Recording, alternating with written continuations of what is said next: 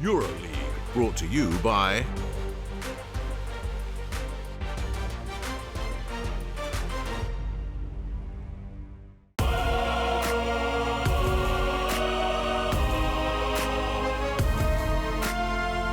Here now, in this game, one goal, one team. Fight for that possession, gotta act fast. Another shot, another pass. The city comes to life and they got something to say. Come on, let's go. I feel devotion. The stage is set. The players ready. Forever etched in stone.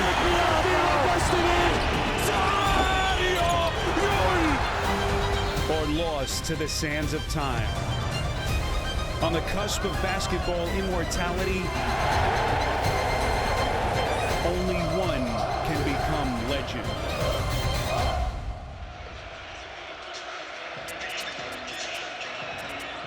Hello everyone, and a very warm welcome to the magnificent capital city of Greece, where you join us at the Telecom Center in Athens on a beautiful spring evening.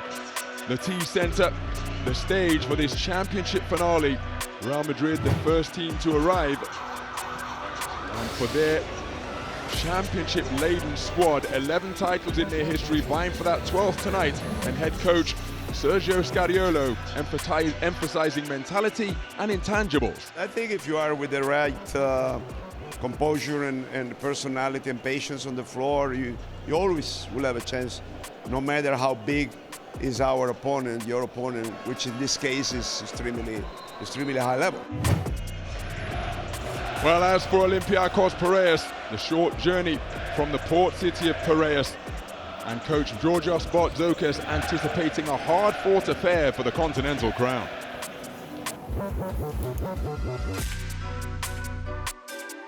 We know really well how difficult it's going to be. It's going to be a process really difficult with competing against the experience of Real Madrid and the winning spirit that they have.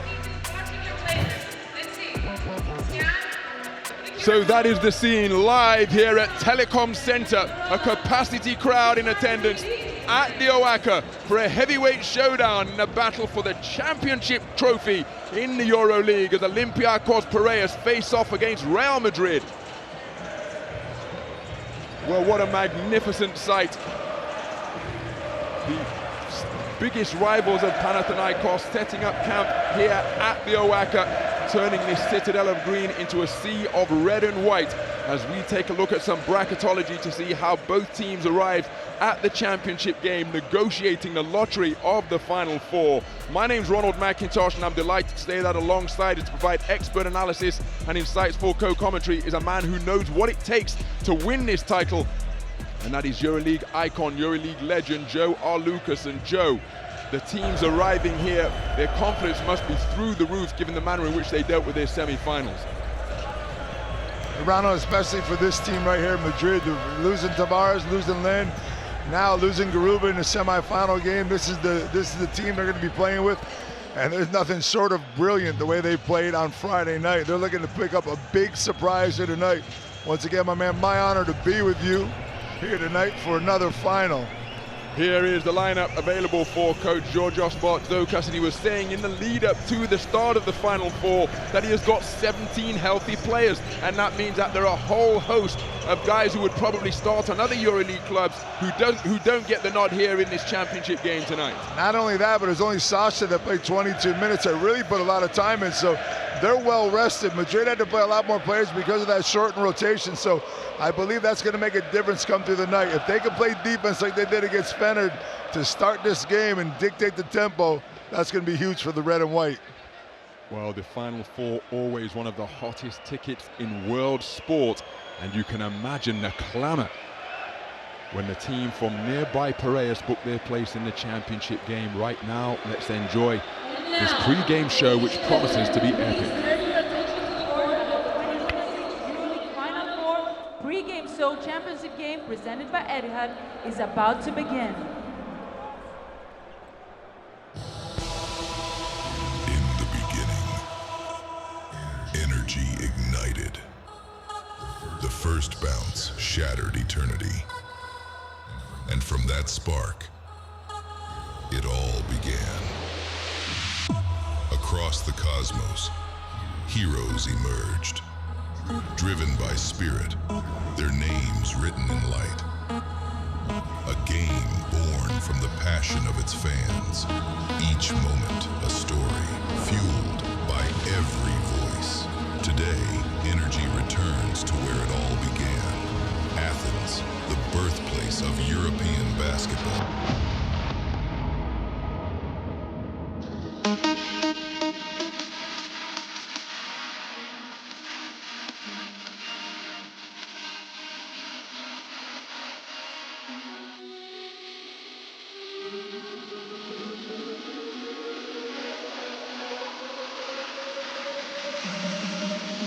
Please welcome the Vegas.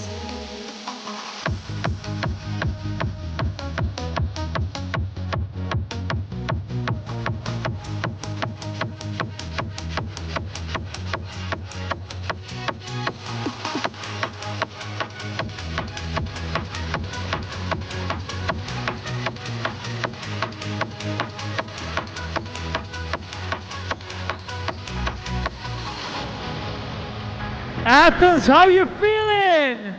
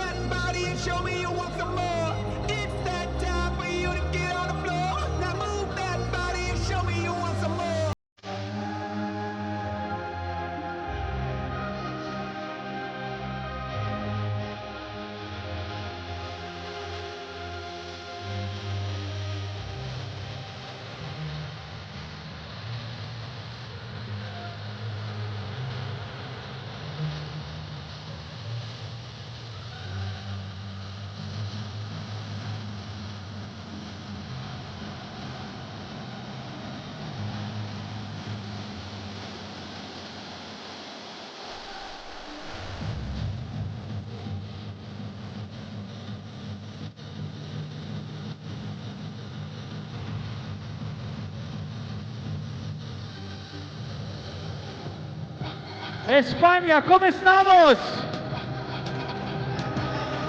Helada, dígame.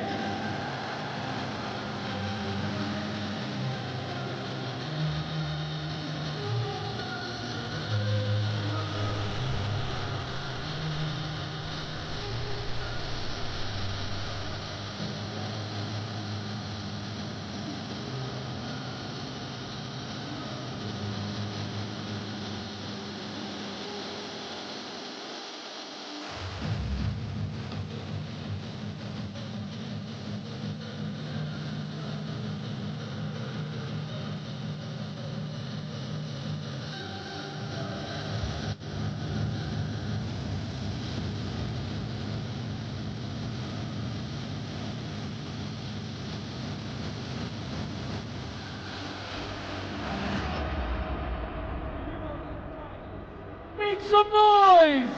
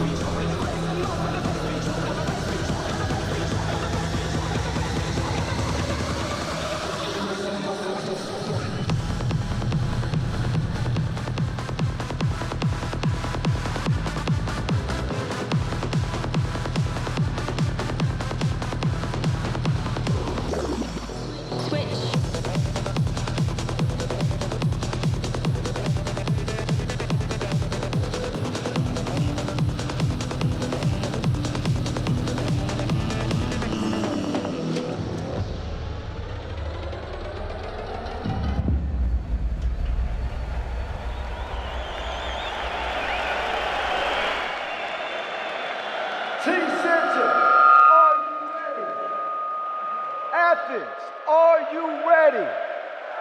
This is your EuroLeague final featuring Olympiacos Piraeus and Real Madrid for the 2026 EuroLeague crown. Time now for your team's starting lineups, starting with visiting Real Madrid. Number 0, Trey Lyles.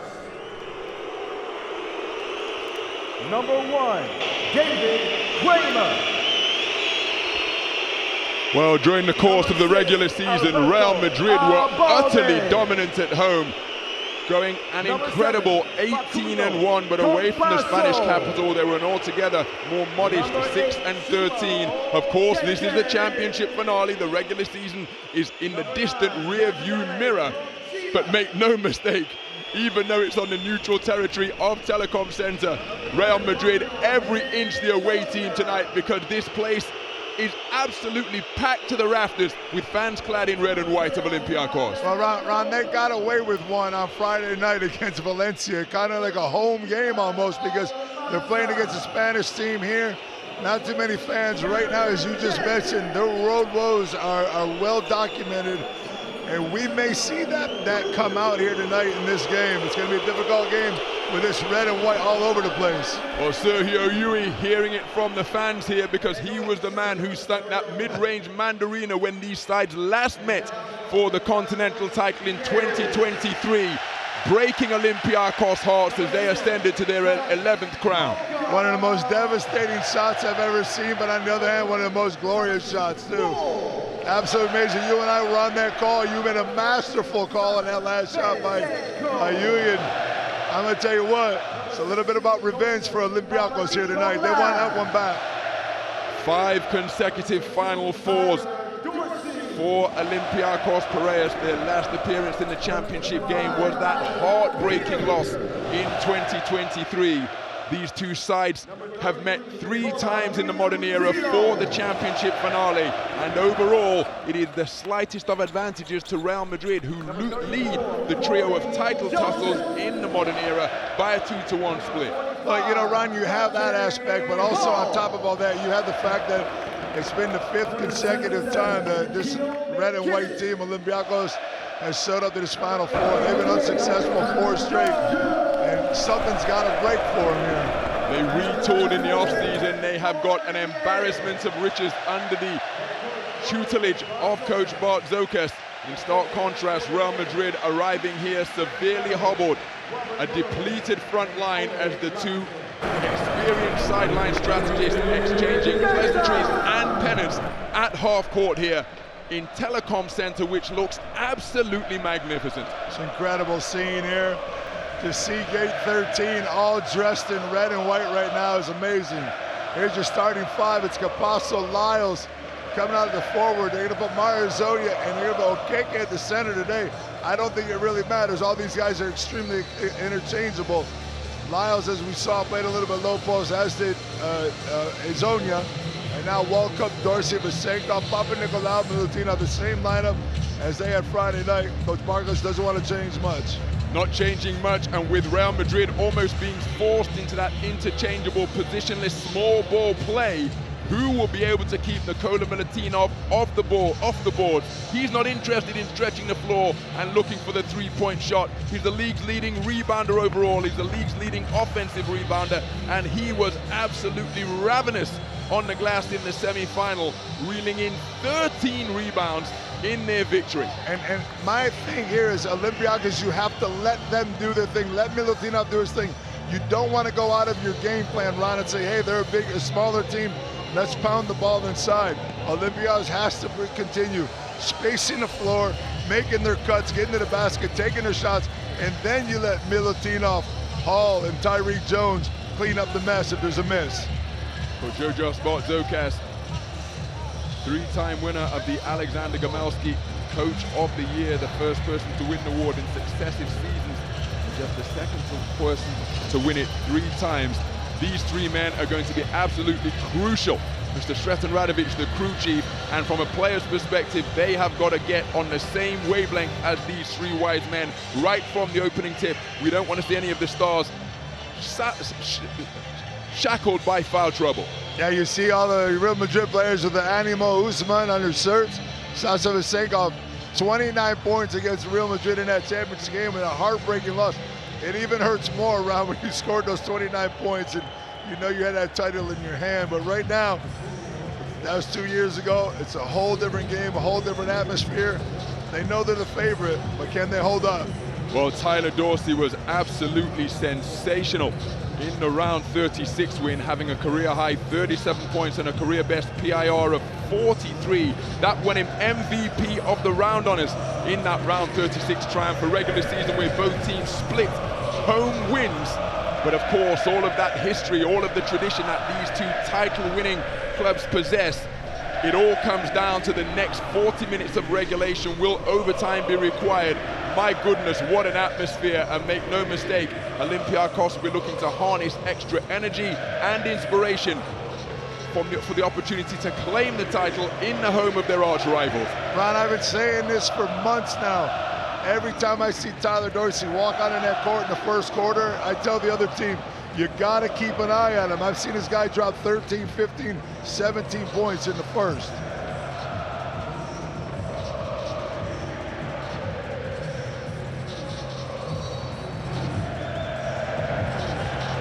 Well, the ancient capital city of Athens, inextricably linked with epic sagas and fantastical folklore, is now the stage for a clash of basketball titans. Olympiacos Piraeus and Real Madrid, each vying for the eternal glory of a continental crown. The opening tip is controlled by Olympiacos Piraeus. 4 10-minute quarters of EuroLeague Championship basketball to come. Into the lane, shot blocked immediately. Real Madrid clogging the lane and coming away with that defensive play. Wow. Streaking his way down the court and bulldozing his way to the basket is Mario Hezonja for the opening score. Not only that, but the D on the other side was stifling.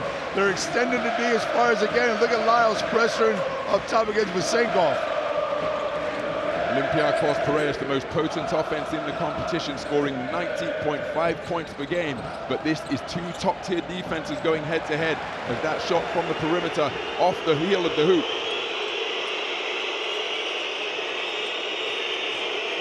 Corner three, Fate. Inside and finishing strong through the attempted contact was Trey Lyles. He's had a magnificent postseason and he puts his team up by 4. It's only 2 possessions, but man, Madrid just feels like they have that rhythm going. Capasso gets his first foul. He's going to be so important for the rest of this game. He cannot afford to get that second foul quick here in this first quarter. So Walker being defended by Campasso. Vesenkov fakes the 3, drives, finger roll, extends. Now what's the call here? Is it basket good or is it an offensive foul? Vesenkov immediately asking for a review. Beautiful footwork to fake the perimeter field goal, attack the lane and extend to finish at the rim. But giving up his body was Trey Lyles. Has he breached the defensive semicircle? He's stepping on that circle right there. It looked like Vesenkov got the ball released in the air. Might have to be an official's review here. Indeed. And crucially, it appeared from the one angle we saw as though Lyles' heel was elevated, which means that it's not a breach of that court marking. This is going to be a crucial decision from the official. It's so early in the game. So, what we're seeing in the larger box are the exact same angles that the officials are watching over at the table of the video operator.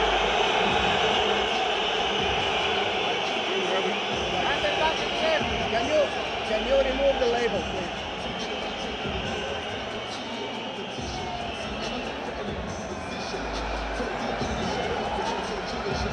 Which one?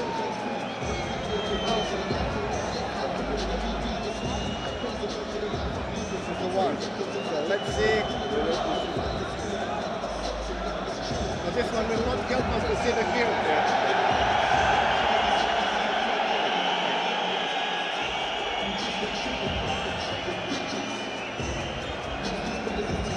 This is the point of first contact. And his heels is lifted, it's not a contact. So now let's see shot clock. And the ball is still in his hand, so he's Well, here comes the verdict. Let's keep a close eye on Mr. Robert Lotomosa. Offensive foul is the call, and we heard during that dialogue between he and Mr. Sretan Radovic, they confirmed what we surmised, that Trey Lyles got his heels off the hardwood, which meant that he didn't breach the defensive semicircle. Offensive foul is the call, no basket, the verdict. This would be the same run as if you're shooting a three-pointer from the corner, but you're on your tiptoes and the heels don't go down.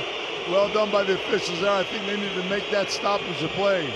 So Vezenkov called for the offensive foul. Hazonia double teamed on the perimeter. Deep three-pointer is off the front tie and rebound. Thomas Walker was Trey Lyles off the mark from the three-point strike. That's where you need to go. I love the fact that Milutinov here, after they get the rebound, he runs the floor as hard as he can. You don't watch him run down the middle. He gets Okeke on his back, and that's going to be unstoppable because when you come back on fast break defense, Olympiacos opens up the floor. There's your owners right there, the two brothers in the house. As calm as can be, as collective. Not liking the start of their team, though. Approaching 2 minutes gone, Olympiacos looking for their first score of the night. Sasha Vezenkov called for an offensive foul. Dorsey looking to be aggressive, looking for contact, getting to the goal, couldn't finish. Much to his frustration, Alberto Abalde will be called for the foul. Trey Lyles will go to, Tyler Dorsey will go to the free throw line to shoot two, and he made a healthy living from the stripe in the semi-final. Here's the tricky part, Ron. You see Real Madrid coming out in really pressured defense. They're trying to extend Olympiacos' offense as far as they can. They're disrupting the timing, and that's great in the first quarter. It might be great to be in the second quarter, but remember, they're on a short rotation, even though they're small. Can they withstand this type of defense within the 40 minutes? 1 of 2 from the free throw line for Tyler Dorsey.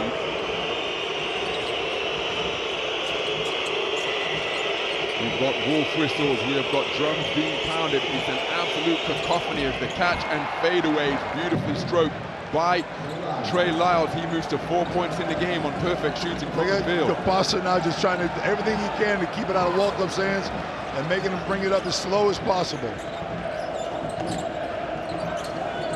So Milutinov, beyond his shooting range, offloads to Dorsey. He's defended by Okeke, down to the corner. Kostas Papanikolaou off the front rim. Mario Alberto Abalde with the board. It's another case of one and done for Olympiacos. Lyles, 3-ball, got it. Trey Lyles is on fire. 7 points in a row. Back-to-back scores inside the arc, catching and letting it fly without hesitation to tickle the twine beautifully, prompting Coach Bart Zokas to call a timeout. Olympiacos remain in search of their first field goal, while Real Madrid putting them to the sword in the first quarter. Olympiacos Piraeus 1, Real Madrid 9. Ryan, you saw it Friday night. Lyles is all about taking this game over. He's going to do it here tonight the same way. Chip game. What an atmosphere. How are you feeling right now? It's incredible, man. I already knew this side is going to be. This is Athens. This is Athens, Greece, man. And no matter what, we're going to come out here and support our team. What price do the fans would pay to see you playing on this floor one day? The fans to see me play this. I've played many times in this floor with the national team. But in the Final Four, you don't have to choose a team. Yeah. Maybe one day it's going to happen, but right now my focus is to play the NBA for as many years as I can. Giannis, thank you for your time. Well, Giannis Antetokounmpo has become a regular fan here. There's his brother Thanasis. Remember, he used to suit up for the Greens here at Telecom Center. And the Antetokounmpo brothers, regular spectators at Final Fours. Of course, the brother won one last year with Fenerbahce. Yeah, sure. Fenerbahce just underlining how difficult it is to go back-to-back. They were hoping to join Anadolu Efes Istanbul, Maccabi Tel Aviv, and of course Olympiacos, who did it in 2012 and 2013. They're seeking to end their title drought and get back into the title picture here tonight. But they are still in search of their first field goal, approaching 3 minutes gone. Trey Lyles has scored 7 points in a row. Milutinov inside, surrounded by a trio of white jerseys, and that is terrific poise and patience to power the ball home from beneath the basket. And you see how Olympiacos make sure that's their last option. They want to try to run their offense, get some cuts if they can. If not, they go into the big man.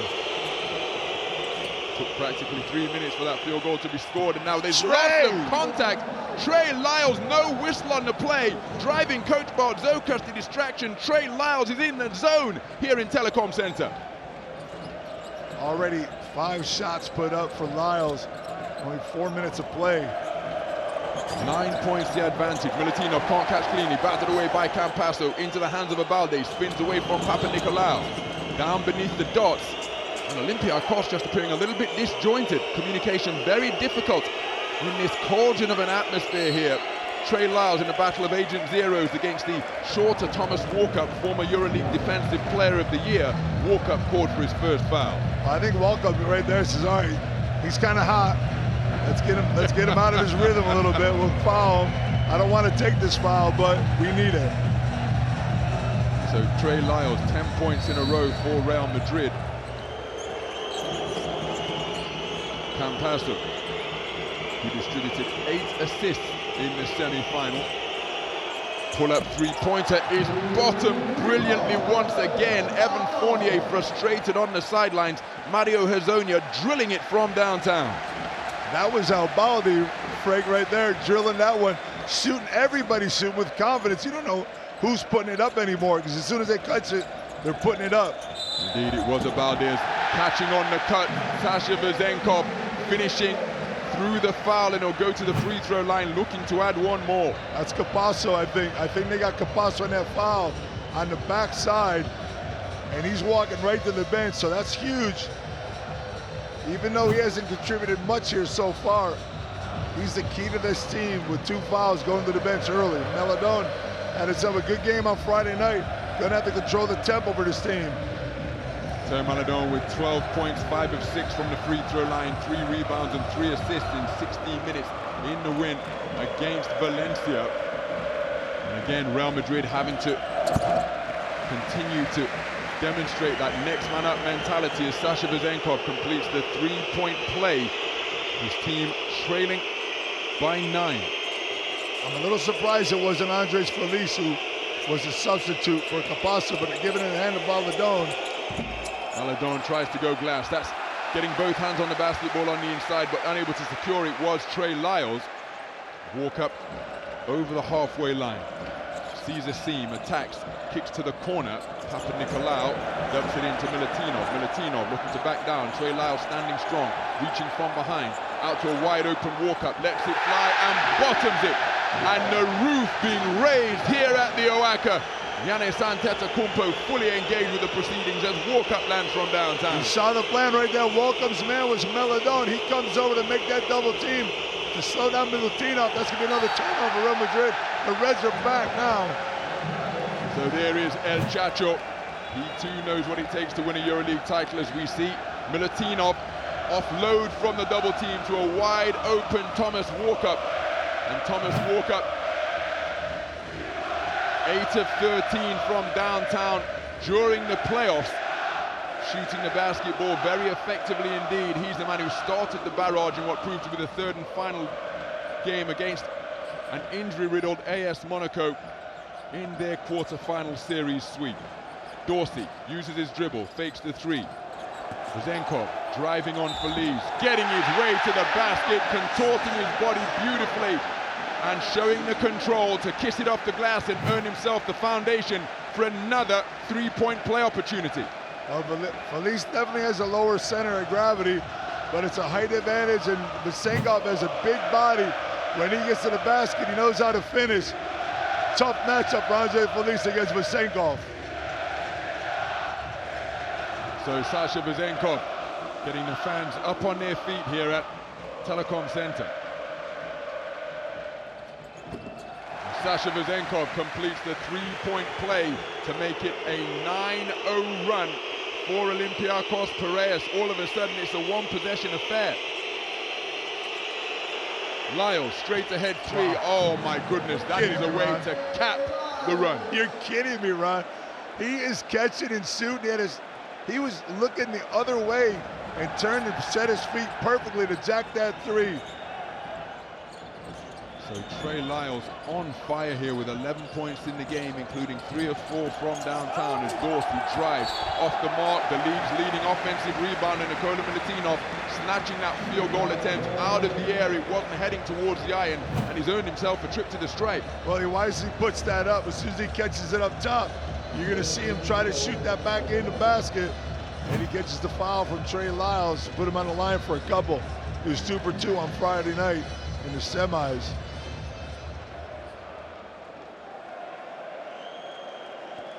Man, I'll tell you what, somebody got into Trey Lyles' head this weekend, didn't they? Because he came out firing against Valencia. Maybe he just likes being in that 5 position. Again, the adaptations made by coach Sergio Scariolo, and he was saying in his pre-game interview with Martin Henlon that he really appreciates the support that the veteran squad have given him and the way that they have adopted adaptive roles to help out the cause. Well, you know, everybody knows when players go down, it definitely brings other players have to step up to the play, but it also brings a cohesiveness within the team. And that's what I think Madrid has found. Again, you're never lucky when Eddie Tavares goes down to injury, but they were lucky that it happened in game 1 and not in the last game of the playoffs, because they got to play 3 more games without the big man in there. So it was kind of like, even though it was a playoff, it was also like practice for them to come here tonight into the Final Four. Your-time leading shot blocker not available for coach Sergio Scariolo or Los Blancos. Nikola Milutinov taking a seat on the bench. Dante Hall checking into the game for the first time. Doing an outstanding job on the boards is Dante Hall.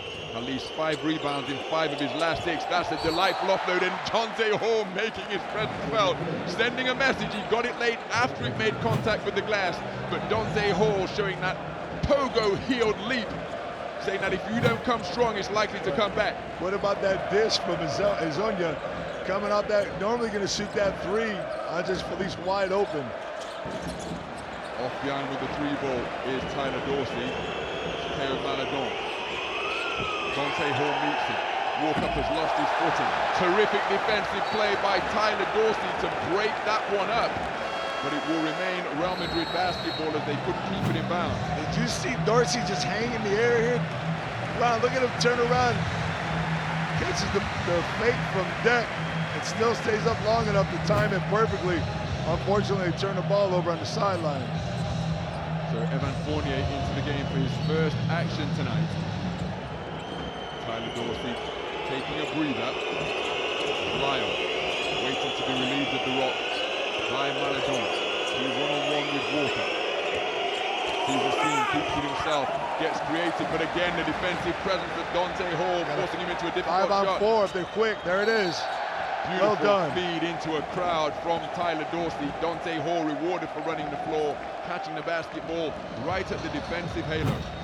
I'm not sure Walkup knew that Maladon was down on the other side, and he kind of slowed it up a little bit, but Fournier was wise at the moment and found Dante Hall cutting down after a great defensive play by Hall in the paint. So Real Madrid in the penalty to the free throw line is Dante Hall. It was 0 of 2 from the stripe in a semi-final where he was scoreless. That bringing to an end a run of 4 straight games where he posted a double-digit PIR, but didn't put any points on the board or indeed garner any rebounds in just 4 minutes on the floor in the semi-final win against Fenerbahce.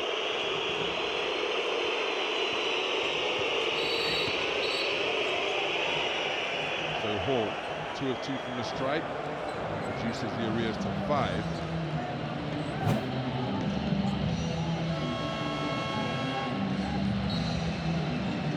This just got championship game written all over, doesn't it? The captain, the veteran, the man who's been here more than anybody, getting his body in the way, making Sarazonia doesn't even set a pick down low.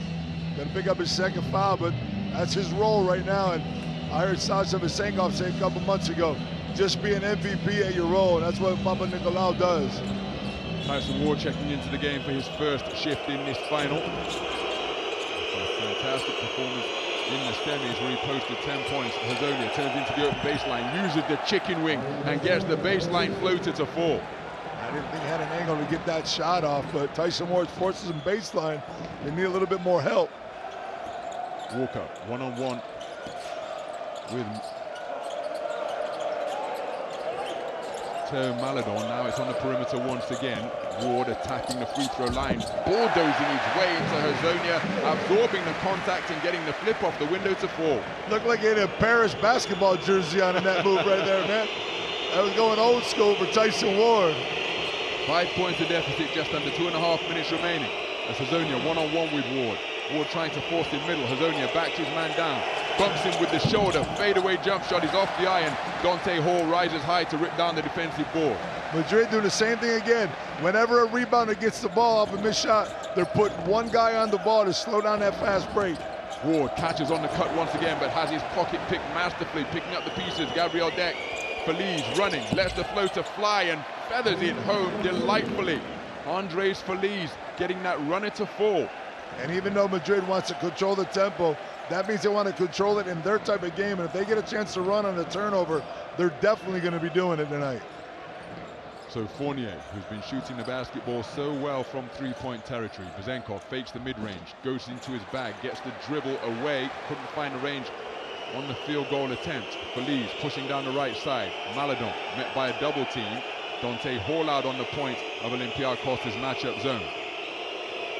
Feliz one-on-one with Vezenkov, uses his quickness into the lane, kicks to the corner, extra pass, finds Maladon. Maladon in a tangle with Tyson Ward. Now what's the call here?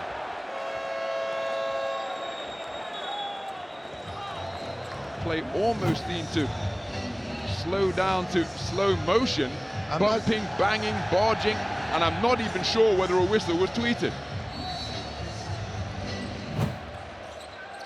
Well, we can only suggest that basket interference has been called because that's what it looked like.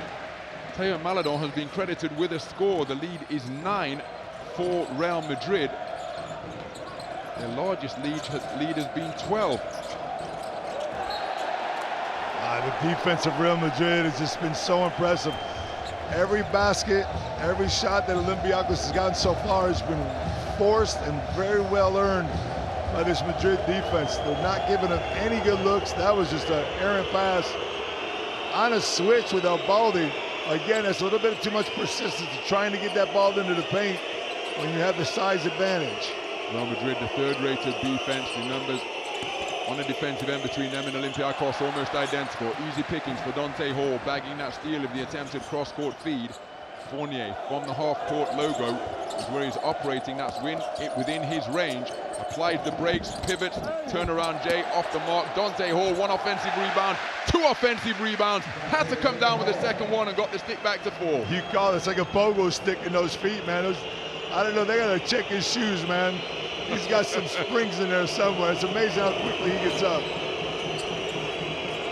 So closing seconds of the first quarter, Andres Feliz one-on-one with Fournier, pulls up from way beyond the arc, it's off left, and that will conclude the first quarter here at Telecom Center. The first quarter where Real Madrid have led from the outset. They were up by as many as a dozen. Olympiacos have rallied to close it to a two-possession affair, but with the first 10 minutes in the book here of this championship game, we have an end of first quarter score of Olympiacos Piraeus 19, Real Madrid 26.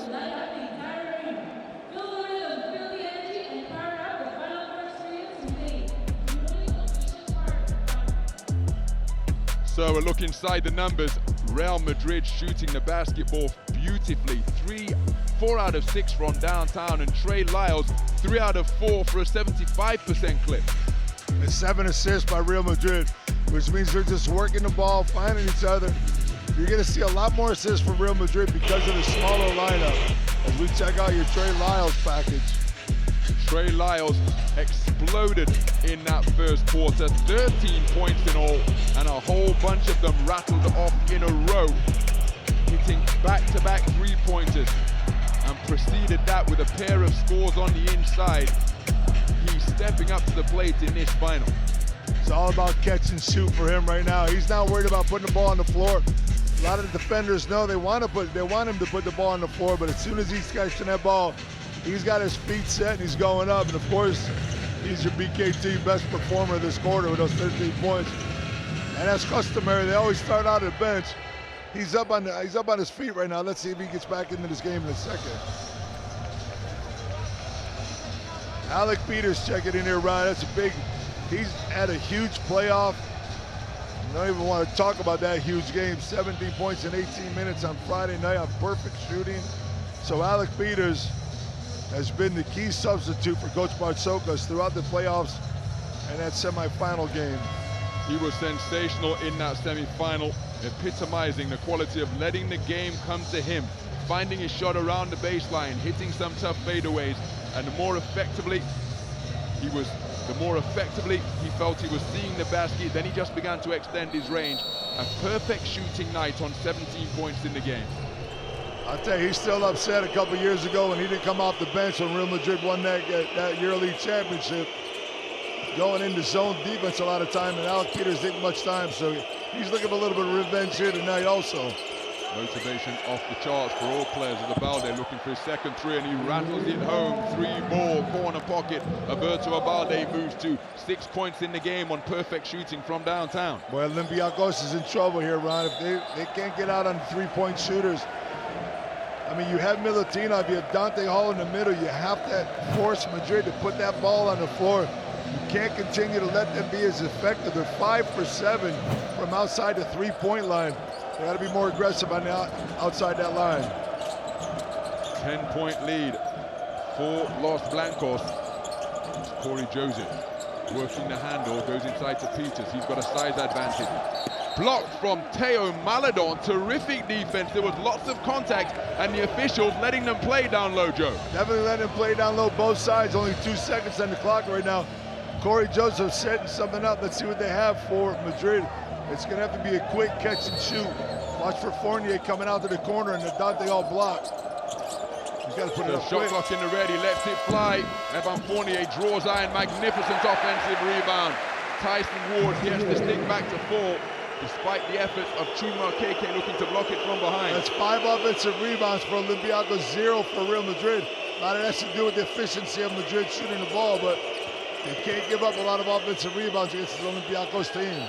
Deck driving on Dante Hall, and again the whistle barely audible. Such is the atmosphere being generated by this capacity crowd here at Telecom Center. He called that foul on Dante Hall. Deck penetrating the basket. Thought it was a little bit late, but they make the call anyways.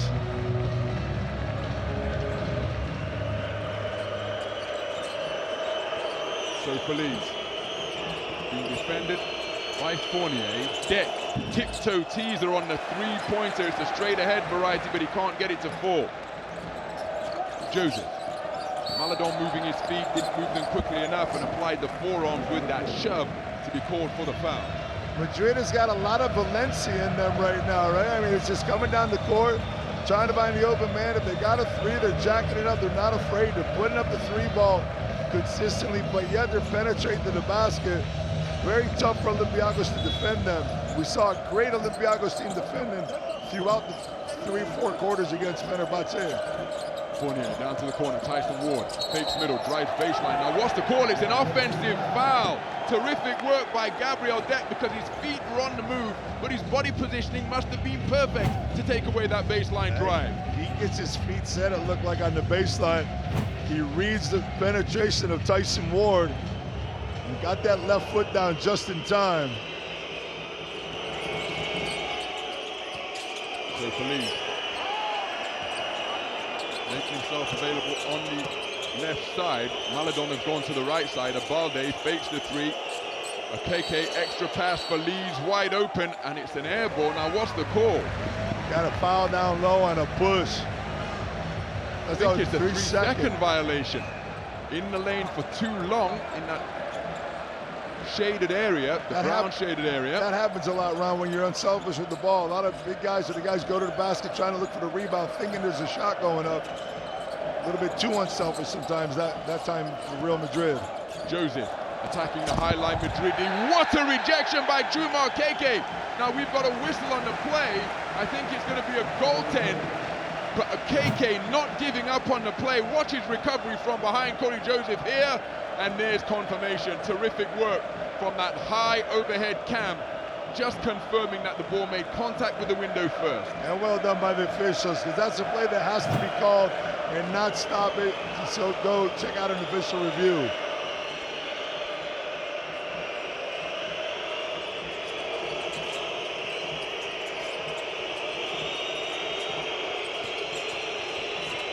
So Feliz rotates it. Abalde looking for his third three. This one off the back iron.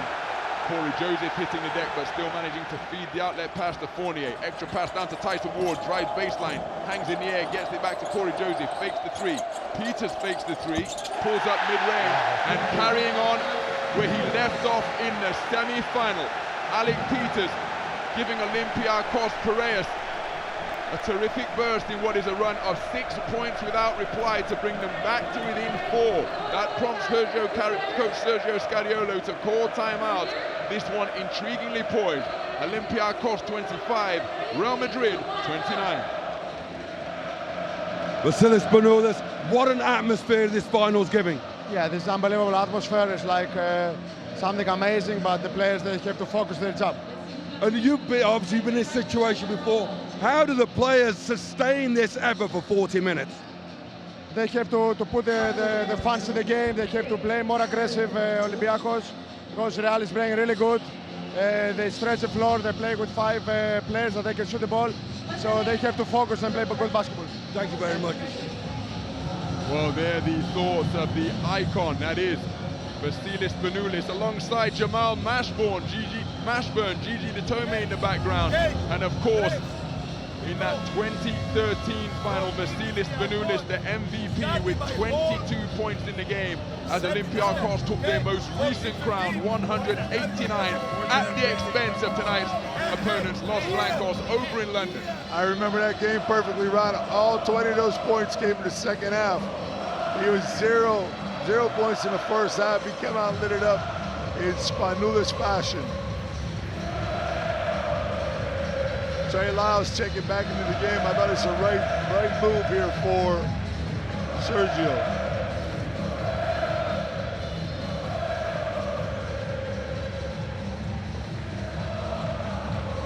Well, the type of atmosphere generated by EuroLeague basketball fans is chief among the reason as to why this magnificent continental competition is so fondly viewed by basketball fanatics around the world. The fans in attendance living every possession, giving what they can. The Olympiacos fans seeking to be a 6th man here tonight in the house of their arch basketball rivals, Panathinaikos Aktor Athens.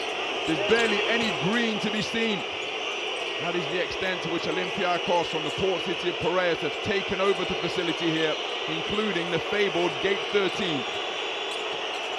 Fake middle, turned baseline, and that almost a Trey Lyles-like dream shake. Trey Lyles, 15 points in the first half. He is scorching Olympiacos Piraeus. Alec Peters, well, the foul on the ground, that will not count. Look here, Ron, I'm gonna tell you something. You gotta look at this, because it's a good call by the officials on the cut, but that's just a crazy move. Joseph does everything he can defensively right there, but this cut to the basket, the foul comes before the ball is even in his hands. So they can take away that and one right there. Well, checking into the game for his first action tonight is Sergio Yui, the EuroLeague's all-time leader in appearances, the #1 three-point shot maker of all time. And remember, in Real Madrid's last title triumph, he was the man who delivered the fatal blow with that mid-range Mandarina over Mustafa foul with around 3 seconds remaining. Tyson Ward landing from beyond the arc makes it a 1-possession affair here at Telecom Center. His team down by just 3. Left way too wide open right there, Tyson Ward.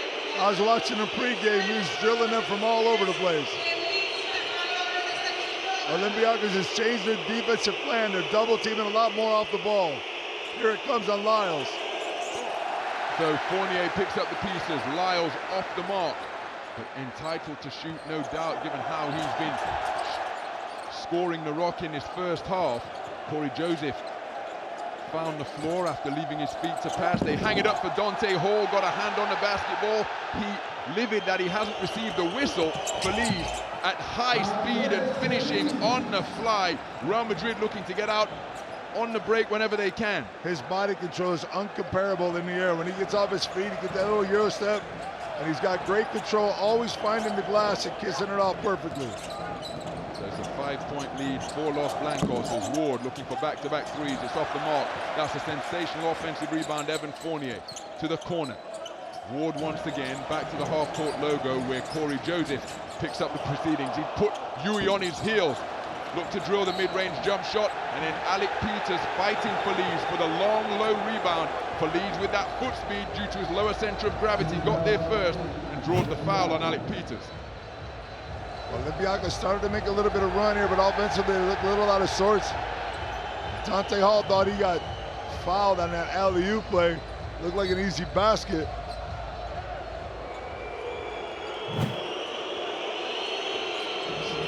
See if the Reds can keep up this defensive intensity. So approaching the halfway stage of the second quarter. Off the mark is a KK. Olympiacos with the board. Corey Joseph just surveying his options on this secondary break now. Taking it to the body of Yui. Looks as though Joseph is relishing this matchup. But Yui active from behind, and his disruptive defensive presence forcing that turnover. Well, I'll tell you what, it was good defense by Yui, but Corey Joseph is just putting his head down, not looking for other players when he's dribbling the ball. He has guys open. You're not seeing the double team. Coach Martzokis has to think about what he's going to do with Corey Joseph. Defensively, he's a liability. Offensively, he's going to be a liability for you.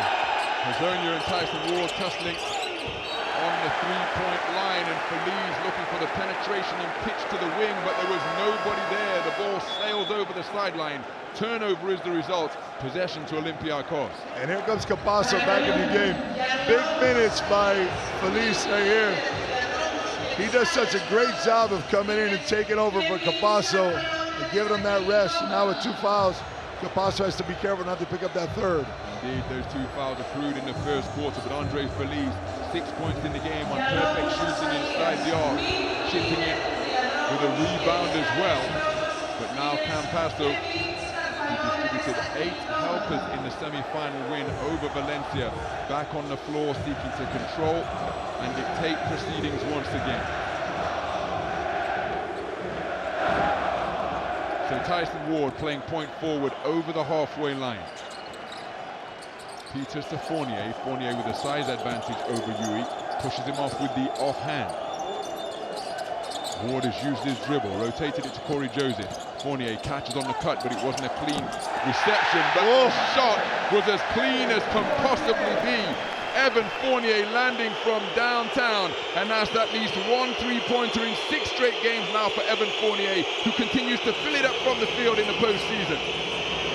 Yui, corner 3, and he rattles it home. Nobody likes Sergio Yui showing his championship credentials after going scoreless in the semi-final, canning the first field goal attempt that he makes.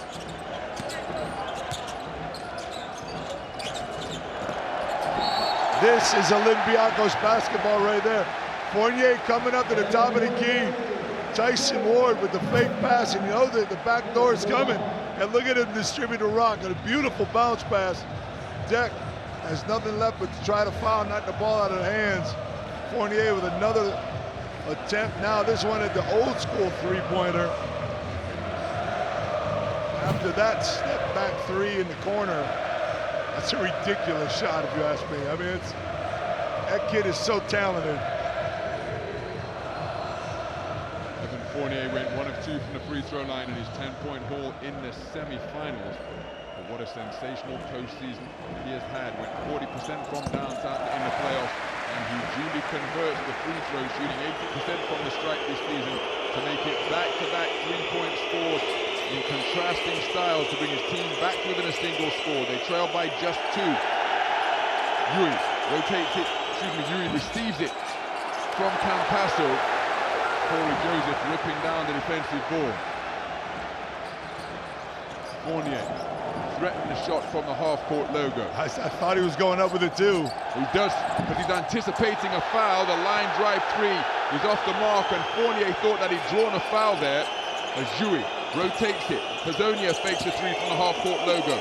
Fancy footwork in the lane. Jouy stands still three off the front iron. Rebound, Dante Hall. Sometimes that's the problem with you. He makes that first one. He's going to want to keep shooting it. He's not the guy that they need to be shooting that three every time down the floor. Beautiful positioning from Alec Peters, sealing his man practically beneath the basket to move to 4 points in the game on 2 of 3 shooting. And he ties things up at 36 points apiece. The first tied score since 0-0. Campasso, wide open from the top of the key, can't get it to fall. Now they got so some... Olympiacos in search of their first lead of the game with a score of any description here. Fournier turns the corner and gets to the glass. And it is absolute pandemonium here in the house of Panathinaikos, because Evan Fournier has scored 8 points in a row to give Olympiacos Piraeus their first lead of the game. It's prompted coach Sergio Scariolo to call timeout, and the decibel level being dialed up to maximum in response to Olympiacos Piraeus' dominant second quarter. 38-36, beyond the halfway stage of quarter number 2. Okay. Listen, next offense, 4-4, let's go. To the step up, good dive, skip pass, guys. Listen, we're gonna find rhythm easily from our defense, okay? Let's go. Okay. Guys, one more point to use.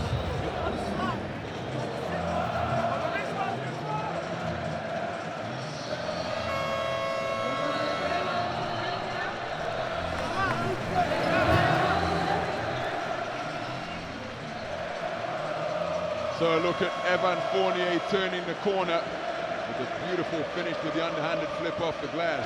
Well, you know, Ron, on that play right there, they had a great opportunity for a fast break, and Fournier slowed it down right about his own three-point line and threw his thumb up, his thumb up play. And that said he was going one-on-one with the pick and roll up top, and Fournier took it to the hoop and finishes his own play called thumbs up. So a 7-0 run for Olympiacos from the hot hands of Evan Fournier and Alec Peters. Evan Fournier with 8 points in the game.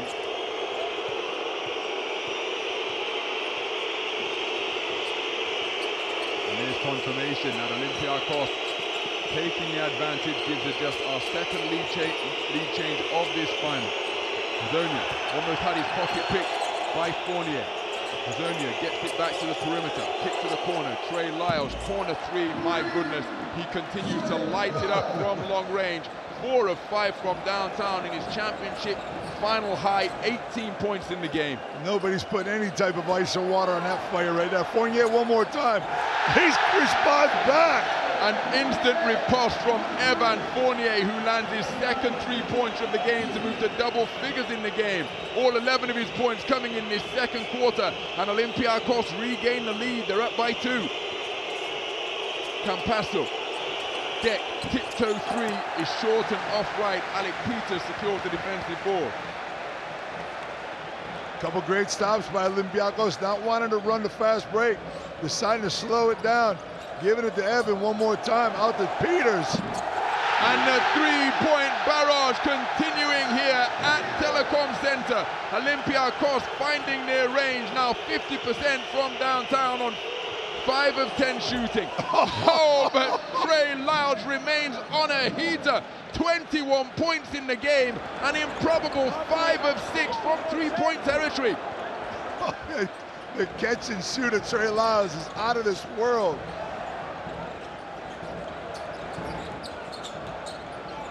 So Fournier orchestrating proceedings from the wing. He settled for himself off the heel of the hoop. Rugged rebound on the inside. Trey Lyles, who is doing it all for his team. That's his 4th rebound of the game. A shakedown by Campasso. That's going to be a goaltender. He gets it. I like the first one by Dante Hall. That one I thought was well defended by Tyson Ward. He didn't need to do that. And they slow that run down by Olympiacos. Key moments for Real Madrid to keep things tied up here. Forwards are wild on the board right now, 44 up. So timeout on the floor. Just over 23 seconds remaining in the first half, and it is deadlock, 44 points apiece. And a key component of Olympiacos securing their first lead of the game, which came here in this second quarter, has been the incredibly efficient, outstanding offensive play of Evan Fournier once again. It's just the way that he creates his points off the pick and roll up top, dribbling out to the three-point line with the intention to shoot that three. Getting his feet set perfectly. 11 points for Evan Fournier. Evan Fournier, Olympiacos Perez's leading scorer. So double-digit scorer. All those points around coming here in the second quarter. He only played 3.5 minutes in that first quarter.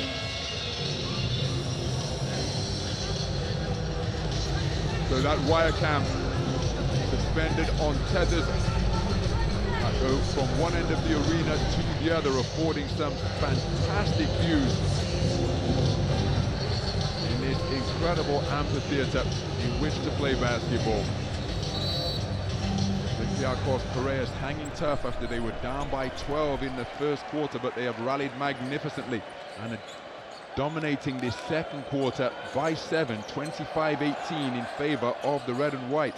We're all square, 44 points apiece. As Joseph, one-on-one with Feliz. Down to the dots, and again, that's a really difficult drive, but on the cleanup duty is Alec Peters, this time coming off the offensive glass.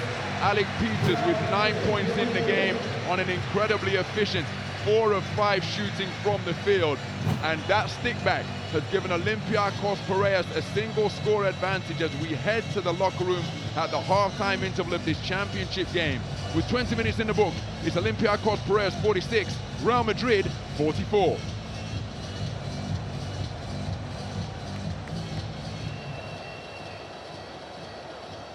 Well, let's get the halftime thoughts of Trey Lyles, who was on fire, 21 points in the first half. Trey, that was an incredibly intense first 20 minutes of basketball. What adjustments we're making in the second half? We just got to be up on their shooters. They went on a run late there in the second quarter, got them back into the game. So we got to make sure that we're there with their shooters and make sure that we're there defensively. That's great. Thanks very much. Good luck. Trey Lyles, 21 points in just 16 minutes on the floor. Here's Fournier. Evan, we love the patience that you showed, waiting for the offense to come to you, but defensively, you guys improved huge in the second quarter. Yeah, we got to do a lot better. 44 points is way too much. Trey Lyles is shooting the shit out the ball. We got to guard that. That's okay. Thank you very much. So apologies for the language audible during the course of that interview. Yeah, but he's right. Yeah, that's one way of looking at it. The two double-digit scorers for their respective teams leading the way. Trey Lyles approaching his career high of 29 with a sensational first half. Second half just moments away here from Oaxaca after a high-scoring first half, which is currently a one-possession affair. Olympiacos up by 2. EuroLeague brought to you by Etihad Beyond Borders. Experience Abu Dhabi. Motorola and BKT. Record champions Real Madrid clash once again with their arch rivals FC Barcelona, looking to win their first title in a decade. Here's Kusturica right on cue to get the scoring on the way in the championship game. Barca by 5, final minute of the first. Siftar sat down, pull of the trigger, hit of the target for Andre Bjelic, a big one for him and his team.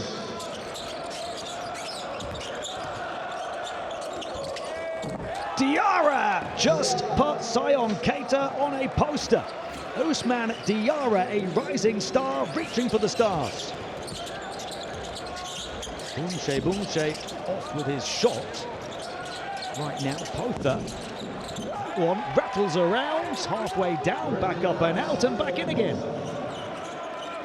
Again, the shot clock winding down past Dabone.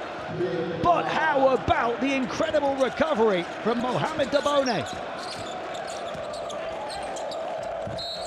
Oh, what a silky finish from Mo Keita, showing his mobility mid-air.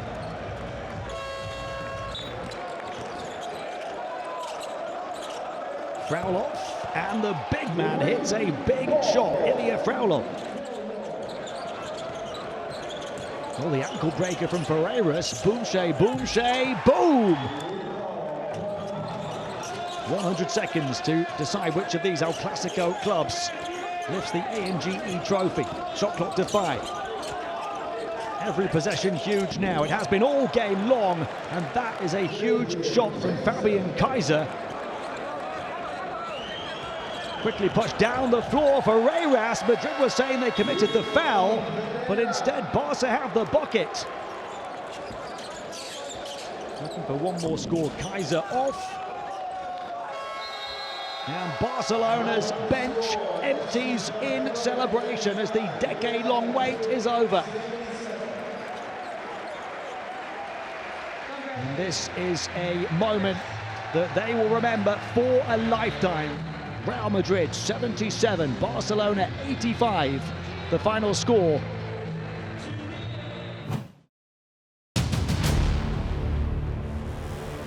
Now here is Cavalier, able to find the pass, it's blocked by Tavares and blocked by Lyles, but still Paris keep going.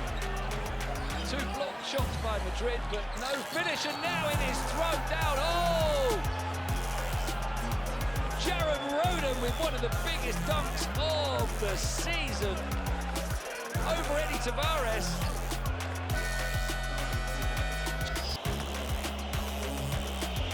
Need a stop, make this game interesting. Francisco with the steal, running it back. Oh, it goes off! Can you believe it? For the monster jam! Incredible from Francisco in the open court.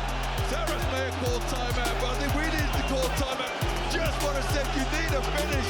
Oh my word, Terry Bobanovic to say, what just happened to me?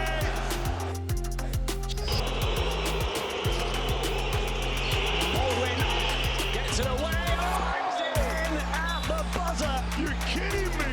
The shot to silence T-Center.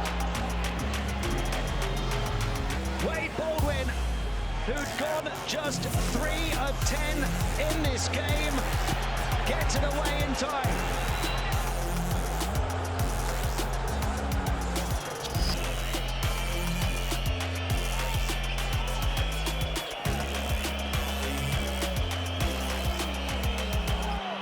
Montero, Canesta!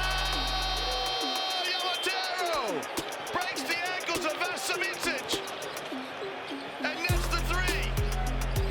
It's the ankle breaker. Montero. And then the composure, the poise, and the concentration. Grant with the inbound. Here is Hayes Davis, just endured with it. Hayes Davis for the game, takes a deep 2 jumper.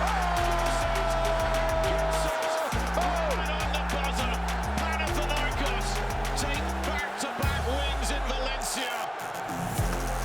In what's been an unbelievable game, one of the best games you'll ever see this. This was absolutely astounding.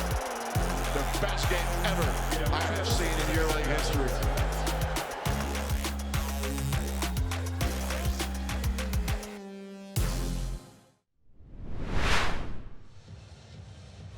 EuroLeague brought to you by Etihad Beyond Borders. Experience Abu Dhabi. Motorola. And BKT.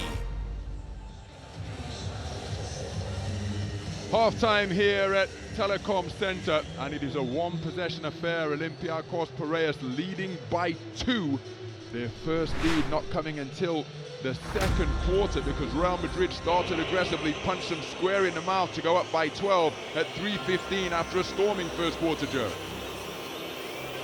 Incredible first quarter for Real Madrid, but the response by Olympiacos, starting by getting that ball down low to Milutinov, kind of dominating the boards a little bit. All the offensive rebounds are going to them. 7 offensive rebounds, and none from Madrid. Also 8 turnovers for Olympiacos has hurt them. They cleaned that up in the second quarter, and they got into the halftime with a 2-point lead. Not only are Olympiacos Piraeus dominating the boards by doubling up Real Madrid's total of 10 with 20 in their haul. Trey Lyles, though, approaching what could be a new personal best for him. 29 points is his career high. That came in El Clasico in round 9 in November. But Evan Fournier putting his team on his back, scoring 11 points in the second quarter alone in a first half where we have had just 4 lead changes. And at the halftime interval, take a look inside the numbers, Joe, and not only are Olympiacos dominating the board, look at the disparity in free throws. Los Blancos have yet to make a trip to the charity line. Yeah, and there was only 1 assist for Real Madrid in that second quarter, indicating that Olympiacos picked up the D. So statistically, this game's pretty even. Both teams had their quarter. Olympiacos comes out a little bit more momentum here in this third quarter and this second half. What's interesting to me, Ron, is Madrid 14 fast break points and obviously 0 second chance points since they haven't had an offensive rebound yet. And Olympiacos 7 second chance points and 2 fast breaks.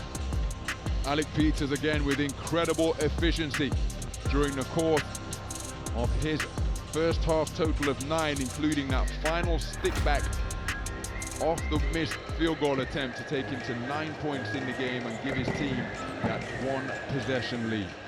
You have to think it's a little bit discouraging for Real Madrid, the way they played in that first quarter, and Olympiacos able to take over in that second quarter and build the momentum back. So now, we talked about the road woes of Real Madrid throughout the season. Even though this is a neutral court, it's fine, but they have to pick it up in the second half. That's where they've been beat a lot on the road. So there is the roll call of champions in the modern era.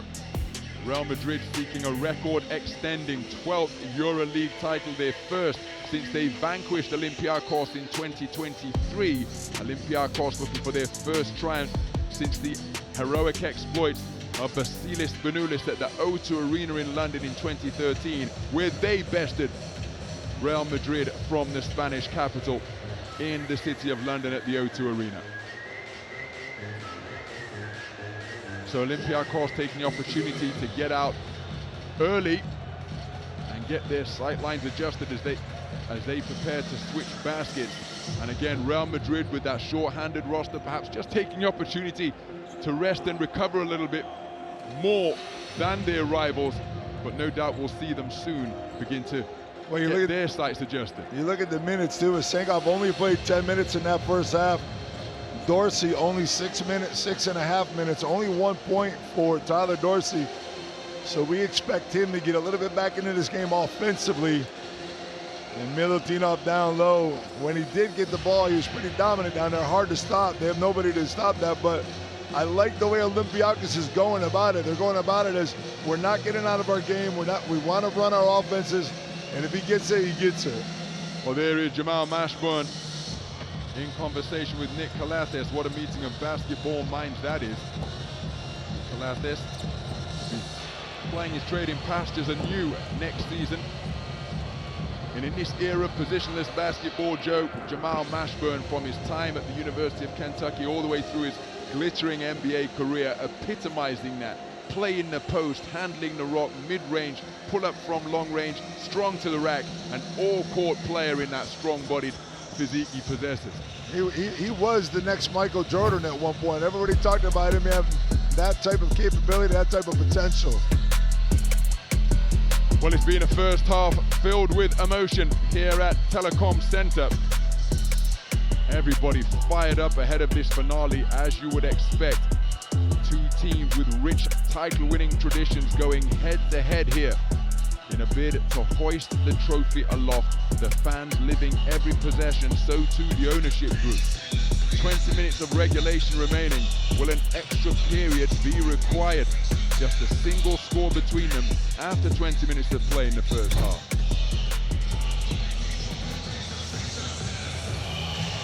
Well, let's get the halftime thoughts of Coach Sergio Scariolo. He's with Martin Henry. Coach, what's your reflection on that first 20 minutes of basketball? Well, overall, we are in a good place. We play very good basketball. We missed some open shot. Unfortunately, the last 4 or 5 minutes of the second quarter, they got into our paint a little bit too easy, and we let a little bit more of freedom to Fournier, of which we should do. But overall, we are good. Let's see if we can hold our ground and get into the last 4 or 5 minutes in this same situation would be great. I wish you the very best. Thank you. Ron, what they really need to do is they need to find somebody else offensively. It's fun for you and I to be calling this game with Trey Lyles scoring 21 points in that first half. But as a team, they need more people to score. Well, let's get the halftime thoughts of Coach Bart Zokes. He's with Martin. Coach, any adjustments in the second half? Obviously, you know, it's, we have 8 turnovers for 8 assists. We just need to cool down a little bit to have better selections. And of course, you know, they are shooting really well. 50% for threes, Lyles at 5 out of 6. We need to do some adjustments on this. Thank you. Good luck. Definitely need to make some defensive adjustments. I think they did a lot of it in that second quarter. See if they can carry it over here in this third and get themselves a little bit of lead going into the last 10 minutes of the game. Madrid has struggled all year long on the road. They've blown leads at the end of games in the last 2 minutes while they've been on the road. They did it at the end of the season. They did it in the playoffs. And let's see if they're going to do it here in the Final Four. Evan Fournier named as the outstanding performer of quarter number 2. All 11 of his points coming in that second quarter. And he and Alec Peters forming a tandem that netted the last 16 points for Olympiacos Piraeus. Well, that goes on the hand on the other glove also, doesn't it? You can't depend on just 2 people. They're dependent on Fournier and Peters right now, but they need to get more people involved in the game. Dorsey needs to get involved in it. I thought Corey Joseph making that last play to the basket, even though Peters tapped it in, was not the right call when you have Evan Fournier on the court. So let's see what they do here. Let's get ready to roll, Ron. We are off and rolling in the second half here at Telecom Center. Olympiacos Piraeus leading by 2. As Hazonia one-on-one with McKissick, turns baseline, seeks him out with the shoulder, off the front time with the turnaround Jay. Tyler Dorsey with the rebound. Solid defensive sequence to open for Olympiacos. Yeah, well, first thing I noticed, Ron, is wall cup all over Trey Lyles. He's going to be on him one-on-one, face guarding him, not giving him any looks whatsoever. So Campastor with his head on a swivel as Walkup orchestrates things from next to the half-court logo. McKissick one-on-one with Hazonia, reaches into his bag, sidestep 3 is a difficult shot, but he drills it to make it look easy from long range. Shaquille McKissick, his first action on the court in this final, and his first contribution is a trifecta. And the defense on the other side against Hazonia, he's matched up one-on-one again. Chuma Okeke for 3, good look at the basket. It rims out, Alberto Abalde with the board, called for the reach is Shaquille McKissick. Well, that's a cardinal mistake for Olympiacos. They get the stop here. They haven't given up an offensive rebound all game. This time they let Abalde get in and get one. Another possession for Real Madrid has 0 second chance points. Might be 3 after this shot. Nope. Zdenkov rips down the shot that was off the mark from Mario Hazonia. His first 3-point attempt. Oh, terrific steal. What a takeaway from Facundo Campasso. Flying up off the hardwood like a cat on a hot tin roof, springing into the air and picking that pass out of the sky. The pressure all the way up too. Campasso would not give Walkup a chance to get an open lane. Cutting off on one side, turning him one way, turning him to the left, and this time he gets his hand on it. So weak pass by Thomas Walkup. He's got to be a little stronger with that ball. Tyler Dorsey defending Abalde. Ball makes its way through to Lyles. Walkup looking to bag the steal, but he called for the foul.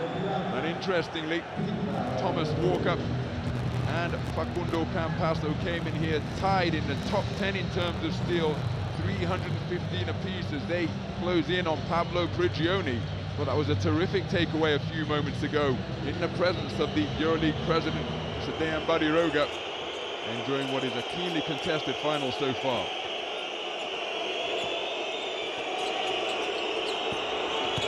So Campasso from the hash mark creates space by applying brakes. Ball rattles around the rim. Nicolo Milutinov secured the defensive rebound.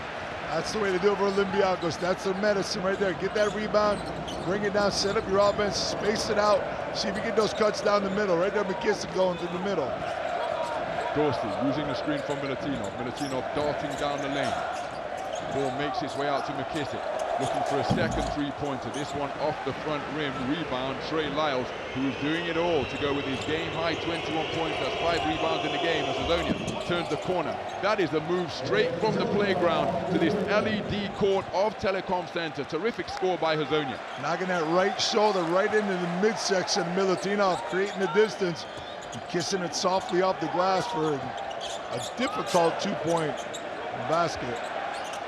They go inside to Milutinov. He's got a size advantage over Trey Lyles. Looks to back him down. Look how he's reaching for him with the glutes. Dropping down with a double team is Facundo Campasso. And he adds a third to the 2 first quarter fouls that he accrued.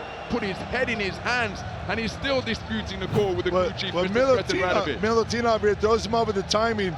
You didn't see it right there in the replay. There's a little bit of a hesitation on the dribble. He sees Campasso coming, wants to get it back out the World Cup. But the foul committed, that's number 3 on Campasso. If I'm Sergio Scariolo, I'm keeping him in the game, man. Big call. As Vezenkov. Pump fake, tiptoe teaser to remain in bounds. Difficult shot, made even more challenging because of those apparent balance issues. Couldn't find the range. Hazonia backing up to go one-on-one with Milutinov. He's got the edge of mobility. Look at him, look for contact once again. Pushes him off with the elbow. Alberto Abalde drills his 3rd three-pointer of the game. 3 of 4 from downtown for a 75% clip for Alberto Abalde, who's the 6th most accurate marksman in the league, hitting at a 46% clip all season long. How many times do you see it in any game, but especially in a final? One guy that stands out that wasn't expected to have that big of a game. Those 3 threes so far by Abalde. A guy that struggled coming down the end of the season from the outside the three-point line is making his mark here tonight in the championship contest. Ties things up at 49 points apiece. And to Joe's point, Alberto Abalde just 1 of 6 from downtown for a 17% clip in the playoffs. But here at the Final Four, he's been altogether more effective. As Walker, pull up 3, drills it confidently. Thomas Walker, perfect from downtown in his 6-point total. Breaks the deadlock to put his team up by 3. That's the shot that you really wanted to give up if you're Real Madrid. Oh, what a play by Facundo Campasso. Puts on the brakes when he gets Vasenkov out his backside. And now he's going to go to the line for 2. How does he do it? How does he get through the trap? How does he get dribble through that? Lost control of the ball, regains it, uses the body, puts on the brakes at the same time, and draws Vasenkov's 2nd foul.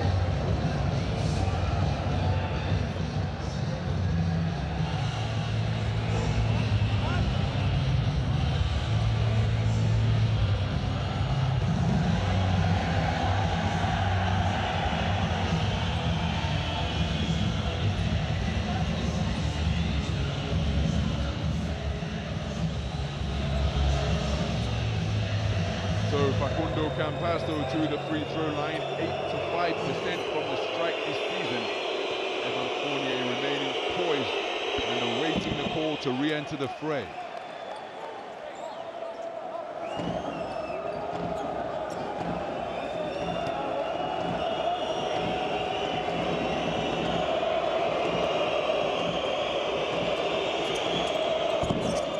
So off the mark, Campasso. Those are first 2 free throws for Real Madrid this evening. 0 free throws in that first half.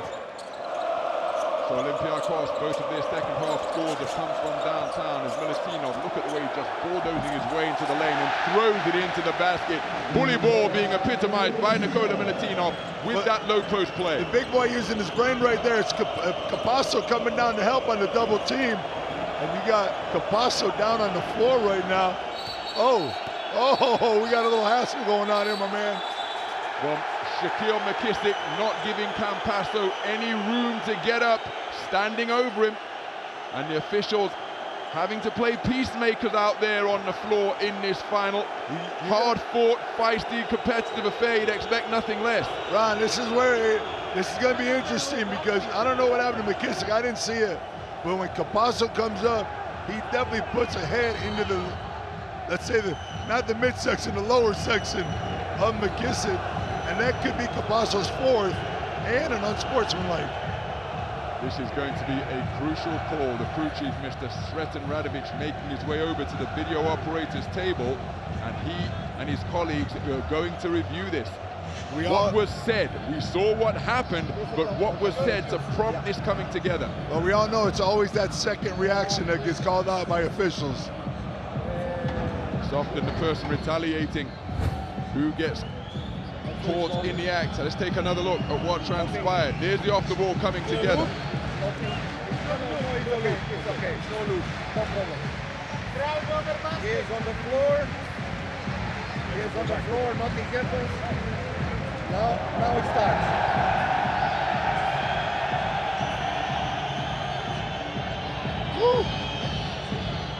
Depending on what they get on McKissick here, this could be a double tech, which still leaves Capasso with 4. Indeed. You know, in this type of situation, Ron, McKissick has nothing to lose. He hasn't played the whole first half.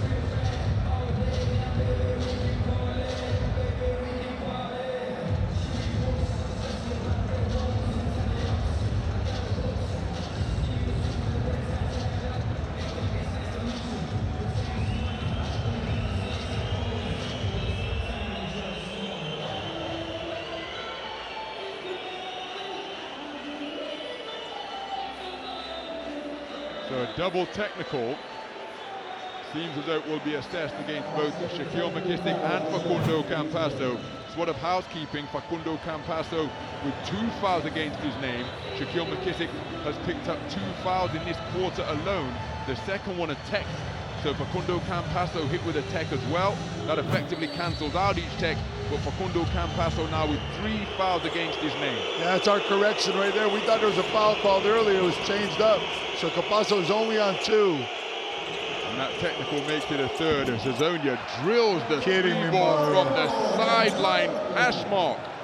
Facundo Campasso brings Real Madrid back to within 1 with his first 3-pointer of the game. He moves to 9 points in the game.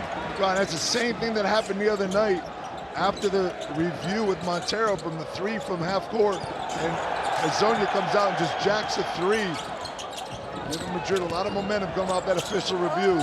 Driving the lane, getting to the goal, but off the mark, Nikola Milutinov with 2 offensive rebounds, but a gang rebound secured. Ultimately, Chuma Okeke getting both hands on it for Real Madrid.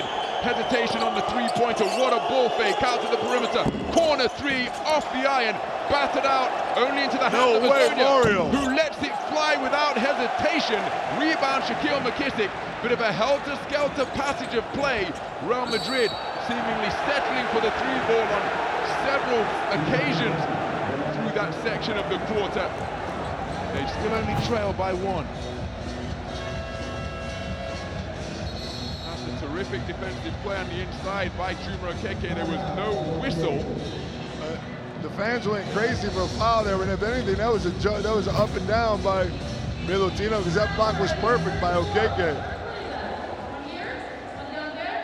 So timeout on the floor in what has been a physical third quarter, being edged by Real Madrid 8-9 in favor of the designated visiting team. 54-53 the score. Let's listen in. Run it, try running once or at least. Okay. Listen. When out of bounds, don't break it. Start running it. Okay, guys, to execute. Let's go, okay.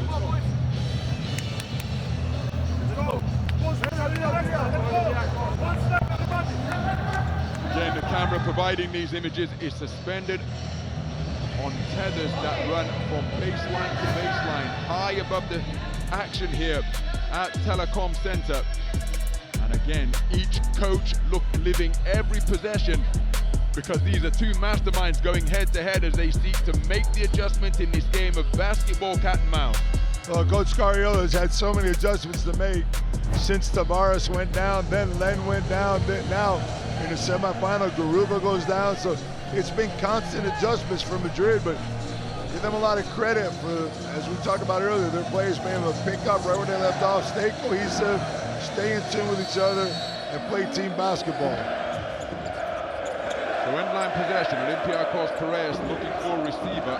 The walk-up goes back to the half-court logo where Tyler Dorsey is there to receive. Off left with the pull-up three. Tyler Dorsey remaining in search of his stroke. He's 0 of 5 from the field, including 0 of 2 from downtown. And Coach Bartzokas can't be happy with that shot coming out of a timeout. Feliz drives, beats Walkup with the step and able to extend that diminutive body to move to 8 points in the game on perfect shooting inside the arc. Real Madrid regain the lead. The body control is unbelievable when he gets the basket on the penetration.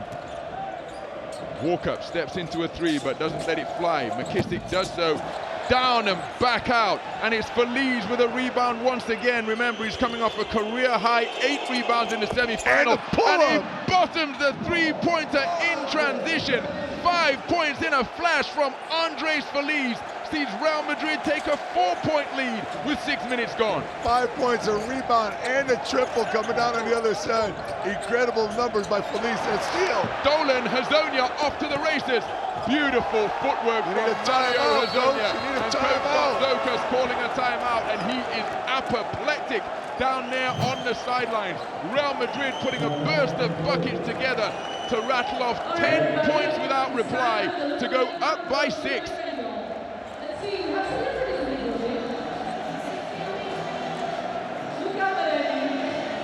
And there was the transition three.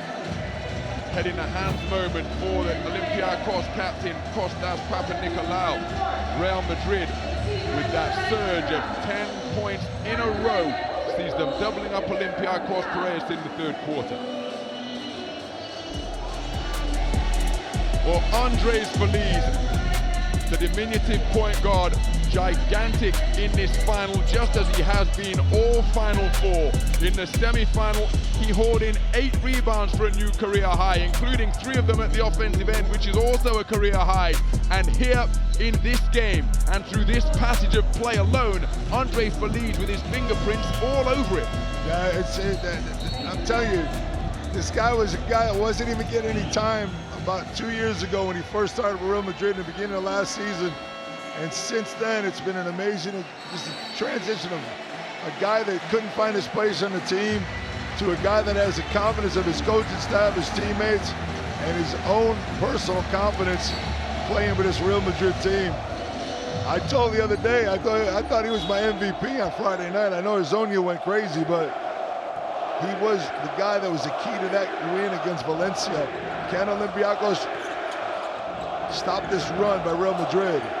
So Coach Bartzokas has called timeout. Execution on this trip down the floor going to be absolutely crucial. Irrespective of the outcome, they want a good look at the basket. And McKissick delivers exactly that. The backdoor cutscene. Shaquille McKissick rolled back the years, no dribble required, with the rack attack to finish with the two-fisted flush to end Madrid's 10-0 run. Milutinov keeps coming out on Capasso here. They're able to switch back with Vasenkov. So Shaquille McKissick with 5 points in the second half alone. And that shot off the iron. Fournier with the rebound. Walker wants to set things up here with the two-man game with Vasenko. They haven't been able to free Vasenko up for a good shot. Walker to the... Tough take to the rack by Thomas Walker, buffeting his way into the lane and getting the finish off the window to fall. It's a one-possession affair. Olympiacos trailing by 2. Lyle yet to score in the second half after a 21-point explosion in the first half. Feeling for Fournier into the lane. Kick to the corner. Gabriel Deck. Standstill 3 off the iron. Campazzo got a hand on the offensive rebound. Wrapped up by Fournier. Now it's both teams really looking to get that rebound and slow things down. Deflection. Campazzo with the quickness. The behind the back flip. Equally deflected by Thomas Walker, and Olympiacos regain possession. They thread the needle. Milutinov fouled hard, can't find the finish. Now if that's on Campazzo, that is going to be foul number 4, and we have got lots of time, 2 minutes and change in the third quarter, plus all of the fourth. Who's the foul on? That's on Lyles coming in, I think, from the backside. There's McKissick's dunk, but I'll tell you that play, that behind the back pass by Campazzo on the steal and the read by Walkup to save an easy basket against Madrid could be one of the plays of the night. He read that perfectly. He knew what Campazzo was going to do. It comes out, gets that steal, and now Milutinov going to the line. Nikola Milutinov so effective at getting to the free throw line and hitting at a 79% clip this season. 2 of 3 from the free throw line tonight. There is Usman Garuba, suffered that injury in the semi-final, not able to compete tonight. Yet further depletion of Real Madrid's injury-riddled front line. Just terrible to watch, Ron. I called it right off the bat. It was seen it a million times, unfortunately, and we wish the best for Usman. So Nikola Milutinov, 1 of 2 from the free throw line. His team trailing by 1.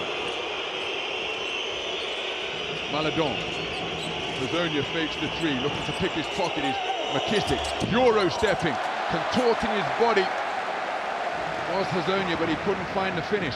Those are the kind of rebounds where you're missing Tavares in the paint.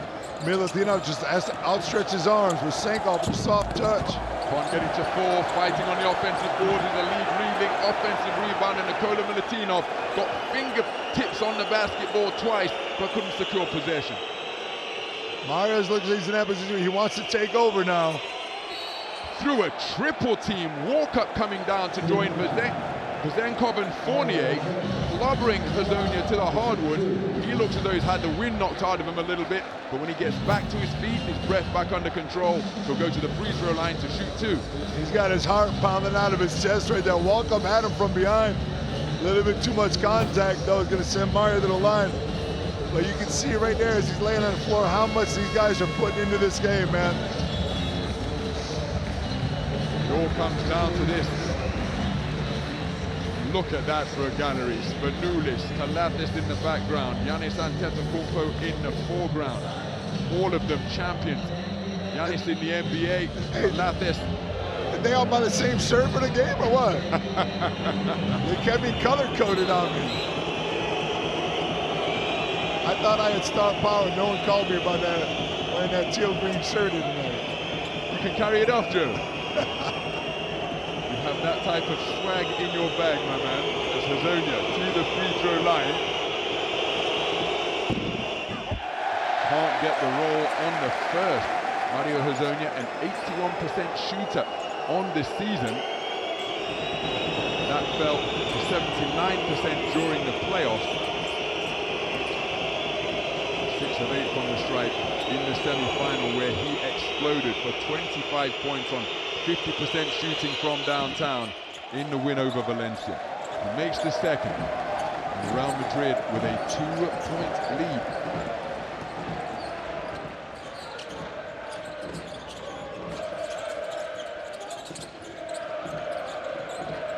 Joseph, He's been really aggressive when he's had the basketball in the first half. There's that aggression once again, gets to his spot, initiates contact, but can't find the finish once again. They're giving it to him, Ron, because they keep playing behind the pick, so they're telling him, if you want to shoot the three, go ahead. If not, we're going to meet you at the rim, make it tough for you to score. And they've done exactly that, 1 of 4, but terrific swipe on the inside to knock that ball away, and then the hustle can't be knocked from Corey Joseph at the defensive end, hurtling his way through the air like a goalkeeper in a bid to try and secure possession for his club. Look at that effort. I said it before, he's not out there for his offense, but he's definitely out there for his effort.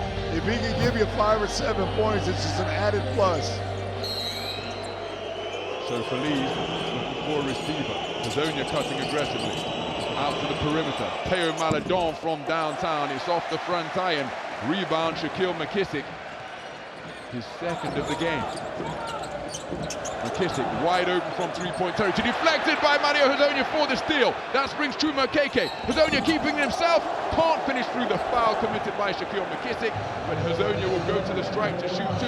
But what a steal from Hazonia to spark that transition opportunity for Los Blancos. Yeah, but the pass, I don't know what what's McKissick's thinking about the pass. First of all, he's 3 feet, 4 feet off of him. McKissick doesn't even make an attempt to look at the basket. Bend your knees, my man. Put that ball in shooting position.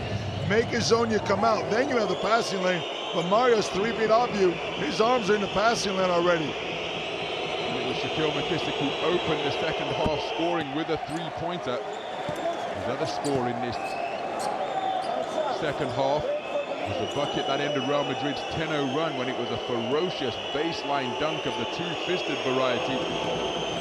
Brought his team back to within 4. Nervous moment for that lone Spanish fan. Did you see that, Joe, in a red and yellow jersey in amongst a sea of red and white? I think we could call that a pensive expression, but his team currently with a slight advantage. They're up by 4. He's kind of quiet though, isn't he?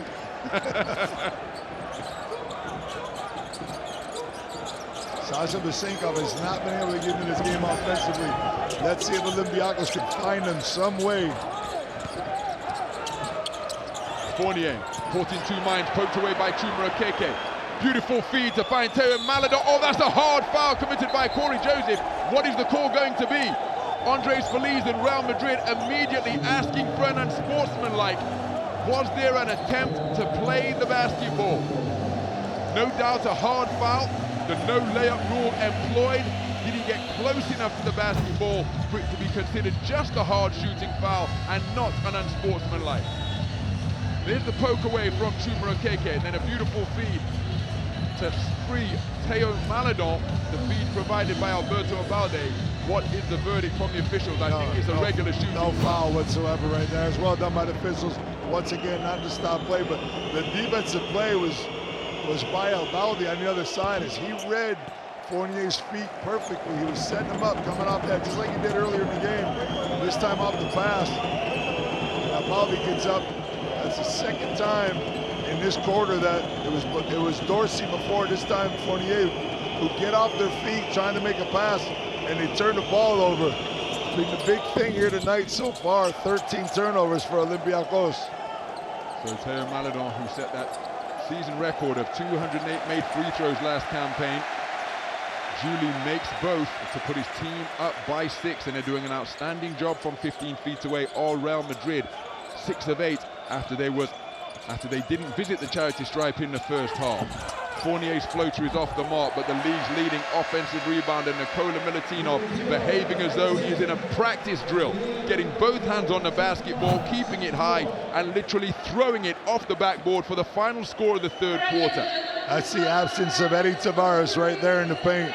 If they have Tavares in the game, Milutinov doesn't get that tap that easily, and Madrid goes in instead of with a 4-point lead, a 6-point lead. So the end of a low-scoring third quarter, edged by Real Madrid by 6, 15-21 in favor of the visitors, giving us an end of third quarter score of Olympiacos 61, Real Madrid 65. Well, click on the QR code and get involved in the voting for your fan favorite player and the chance to win a Motorola Edge.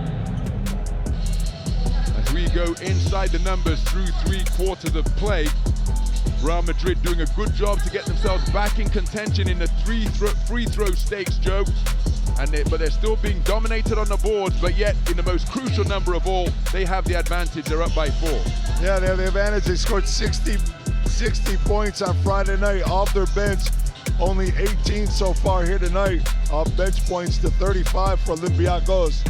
And here you see your box score, Mario Zonia leading his team 10 points in that third quarter. Mario Zonia steps it up when they most need him. And I said that earlier. They couldn't just count on Lyles to be their man. They needed someone else to step up. Baldi with a couple threes, but Mario Zonia was the one that really, you just knew he was about to take over the game when he started off in that low post and then hit a big 3 from deep. So Mario Hezonja with an outstanding third quarter, coming to life and really taking the game by the scruff of the neck of both ends of the floor. And he is duly named as the outstanding performer of quarter number 3. Well, this is it, Ron. Fourth quarter, about as even as this game could be all the way throughout. Both teams have been battling back and forth. I'm gonna go over to your sport, throwing punches back and forth, each team taking it on the jaw, getting right back up again. And now Tyreek Jones, we don't see Dante Hall come back in after his first half. And Tyreek Jones checks in, see what he can contribute down low as Milutinov gets a rest. Princesses, Papa Lucas looking on. All icons who know what it takes to win a EuroLeague title, as does the man alongside me, Joao Lucas, up in the commentary box. As Evan Fournier has lost the basketball on the first trip down the floor for Olympiacos to begin this fourth period. An inauspicious start to quarter number 4 for the team from Piraeus. And this round is where the ghosts start creeping in for Olympiacos. It's been 5 consecutive Final Fours. They're in another final right here. Last time they got there was Sergio Yul hurting them. Right now, it's the defense of Real Madrid causing a bunch of turnovers for this Olympiacos team, who's normally very secure with the ball. 14th turnover of the game committed by Olympiacos.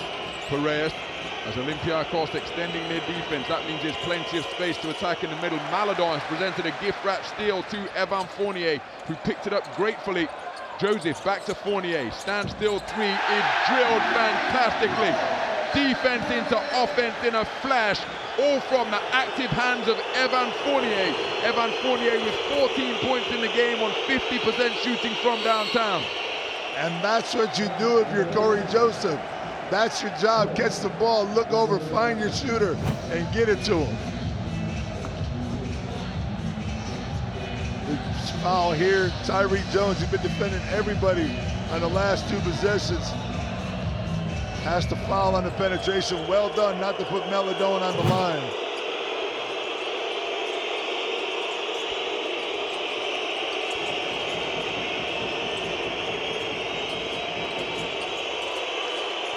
So Lyles fakes the 3, keeps the dribble going, beats the shot clock horn. What a magnificent offensive rebound, Gabriel Deck, and we've got a whistle on the play. Is it a breach of the sidelines by Chuma Okeke? It was an outstanding job to keep it alive by Chuma Okeke. But look at that, heels off the ground, but balls of his feet, breaching the sideline. Turnover as a result. I mean, he did what he can with the pass. That was an errant pass. He did everything he could, but like an NFL football receiver trying to keep both feet in bounds, couldn't do it right there. There's the 5 on the floor for Olympiacos. Joseph has used his dribble. 2-man exchange between he and Shaquille McKissick. Joseph left all alone from 3-point territory, and he capitalizes, landing from long range after starting 1 of 4 from the field. Corey Joseph connecting from downtown, and that gives his team a 2-point lead. Those are the points you need if you're Olympiacos. They're playing behind him. They're going to let him shoot. So back to the perimeter. Maladon looks at the 3. More difficult one off the dribble. You're kidding me. Pretty shot. A high arcing parabola that practically came down with snow on it from the top of Mount Olympus. Terrific shot making from Teo Maladon. Real Madrid regain the lead. That's not Maladon's shot either. He doesn't like to do it off the dribble. He likes to have his feet set. So Vezenkov, now is this going to be a foul in the act of shooting? That's what Vezenkov is saying. Maledon doesn't agree. But did you see how Vezenkov was able to contort his body in anticipation of the contact to try and throw the basketball towards the hoop? He knew it was coming, like you said. He anticipated it perfectly. Got it up. They're going to want to take a look at this. I don't blame Coach Scariello, but I think it's a good call. He's going up to the basket.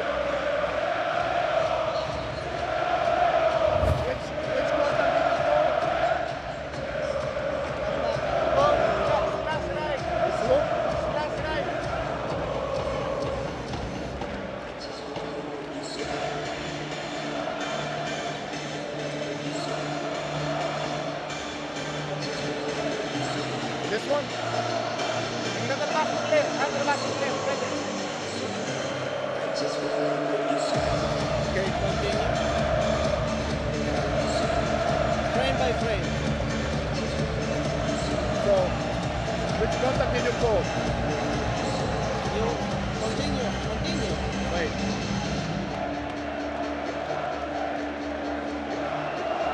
This is the contact. He is going upwards. Here's the verdict. 2 free throws to come. Sasha Vezenkov, who hasn't been able to get himself going on a consistent basis, just 6 points in the game.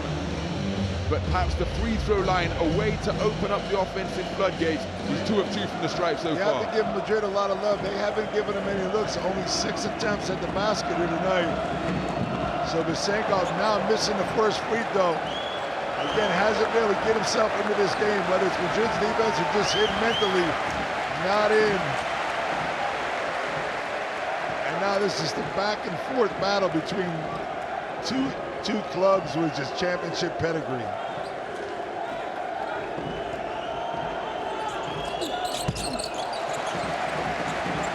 So Sasha Vezenkov makes the second to tie things up at 68 points apiece. 2.5 minutes gone in the final quarter. Final quarter being edged by Olympiacos 7-3. Teo Maledon's dramatic 3-ball, the only score of the period for Los Blancos. That's a good job by Fournier right there, pushing him east to west, not letting Andres Feliz get downhill, get to the basket. He ends up fouling him, but that's the way you're going to play a fourth quarter of a championship game. You're going to play a physical, try not to let people get to the basket for easy baskets.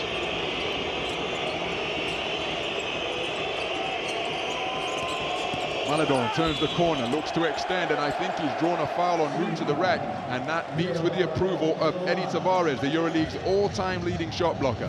It's masterful by Melo. Watch the hesitation. There's a stop hesitation, and he times it perfectly. Fournier gets his hand in, and he's so good at getting to the line, Ron. As already pointed out, set that single-season record last campaign. Remember, he was the 1 million point man. Getting that accolade. Forgot all about that.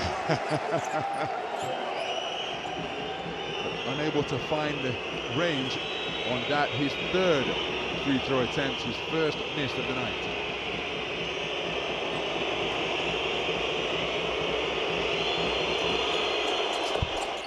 So Teo Maledon, who's had an outstanding playoffs, just under 10 points per game, and he went 11 of 12 from the free throw line during that playoff run in the victory 3-1 over Hapoel.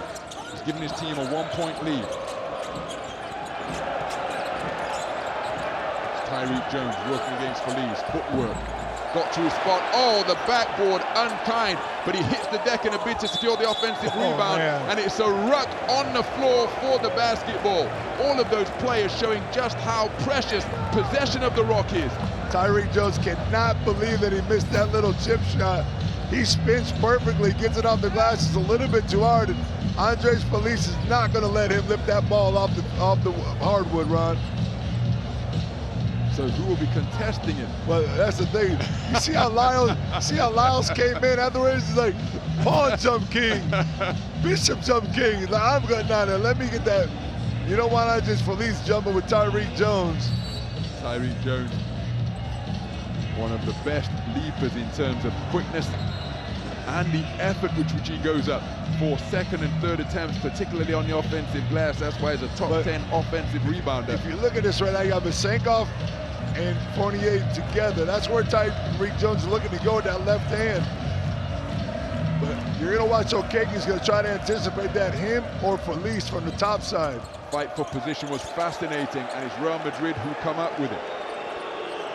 So Maledon, one-on-one with Corey Joseph. Big lost possession. High line D being played by Olympiacos. It's Tyreek Jones on the point. Lyles, double team down low. Ball squeezed out to Maledon, but we've got a whistle on the play. The pincer movement applied by Tyreek Jones to aid and abet Corey Joseph. Foul committed on the reach. Get aided and abet all day long, but you cannot leave Maledon alone out there on that three-point line. The help's going to have to come from somewhere else where it's a little bit longer and a difficult pass for Lyles on that low post. Olympiacos already have 4 fouls. Real Madrid 0 with 6:34 to go. So Madrid has the advantage here to defend just a little tighter throughout these last 6 minutes of the game. Alperen Şengün here on his second night of Final Four action. Maledon catches with feet set. Instead goes to that smooth dribble as he goes to Trey Lyles, who's got a huge size advantage over Corey Joseph. Corey Joseph with dramatic defense. Turn around, Jay off the mark. Tough rebound down low. Alec Peters, Chima Okeke will be called for the foul. Again, Madrid trying to slow down Olympiacos. They don't really need to because they don't want to run. But you see the rebound, as soon as they get Okeke is going for the steal and making sure that that outlet pass doesn't get out too quickly. It's all strategic basketball right here in the last 6 minutes.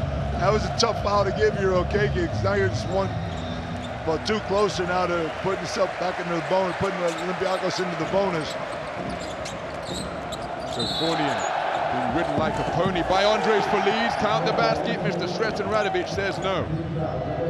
That's 3 quick ones out for Real Madrid, so things are evening out here in these last 6 minutes. Fournier just trying to take advantage, trying to take over this game as Hezonja did in the third quarter for Real Madrid. Joseph. Bezenkov lurking to set screens. Joseph threads it through to Bezenkov. Pump faking, beautiful balance and poise in the paint to kiss it off the window. Sasha Bezenkov moving to 9 points in the game. If you haven't done it all night long, Ron, you got to feed that MVP right now. Last 6 minutes of your season, Bezenkov has to step up. 2-time MVP Sasha Bezenkov desperately would be willingly give up all of those accolades for EuroLeague triumph as Mario Hezonja from the hash mark getting all the way to the goal and finishing with the extension. He sees the help coming and he says, I don't care if you come, you better come a little bit stronger than that. You can't reach in against Super Mario. He's going to take you to the hoop. 16 points in the game for Hezonja along with 5 helpers. Bezenkov fakes the 3, sneaks beneath Trey Lyles. Taken away Mario Hezonja once again, but he's traveled as he was pivoting to get away from the prying hands of the defender. But what a defensive play. He's got to acknowledge it and say, listen, I forgot to put the ball on the floor. Very careless with the passes, Olympiacos. And you see it one more time. Hezonja got one earlier, and that time just took a little, jumping on the bus, take a little extra step, no big deal.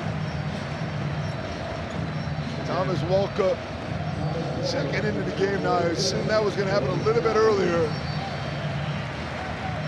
So there is confirmation of the 21-point explosion by Trey Lyles. Remember, highest score in championship finales in the modern era. 29 points by Sasha Bezenkov in a loss against Real Madrid in 2023. 29 by Shane Larkin in 2019. Both of those were in losing efforts. Trey Lyles with the bump, sending Fournier to the floor, and Real Madrid catching up Olympiacos in the foul count in a hurry. Yeah, everything's 2 shots from this point on for both teams. He steps on his foot. Good thing.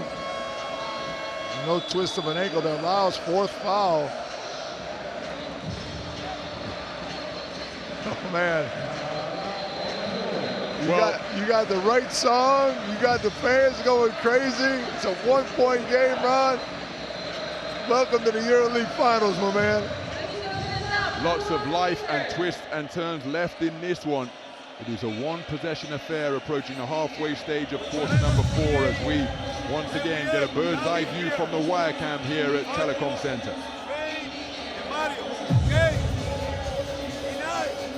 Switch, we come in, there is a wheel down, and then leg, go the short road. Okay? And then after 1 second, you will make a play.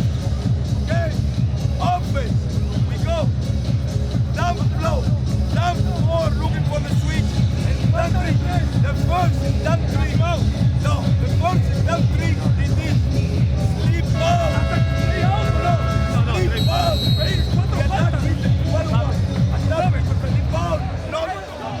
Well, the Sky Cam continuing to swoop high above the proceedings here at the OACA.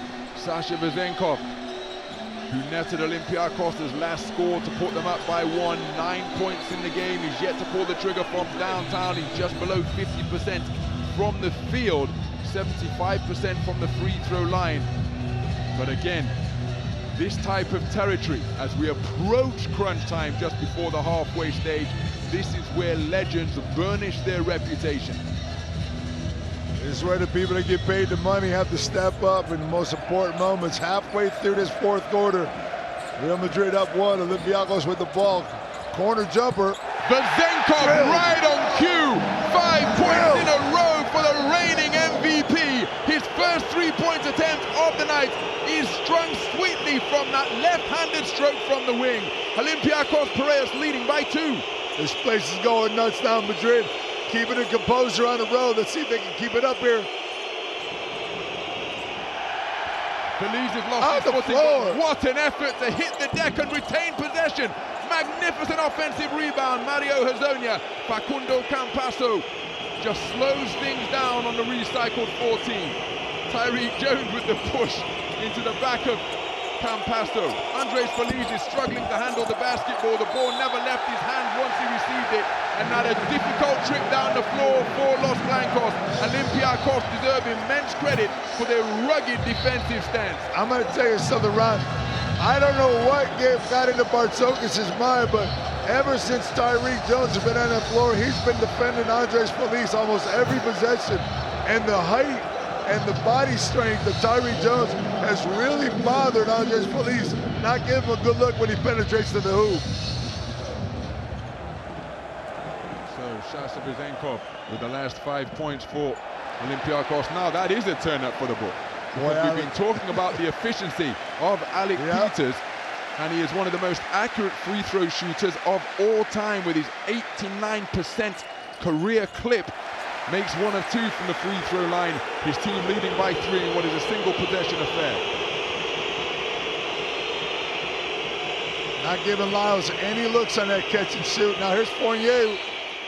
And he gets the roll through the foul. Andres Feliz putting those difficult possessions out of his mind immediately, showing the short-term amnesia that all athletes need, coming back strong with a remarkable play such as this. Well, you see when he turned the corner, they had to switch. Fournier gets up on him, and that gives Feliz the ability to use that low center of gravity and that big body to get the contact and finish. So Andres Feliz to the free throw line for the first time tonight, a 75% shooter from the stripe this season.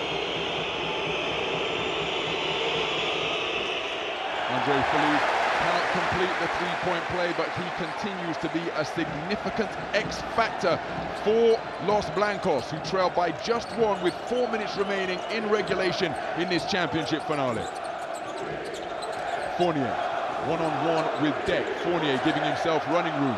I thought he had called run 4 flat for a moment. Vezenkov makes himself available. Wow, Fournier backs himself. What a play. Double clutch, gets to the hoop and finishes with a delightful drop at the goal.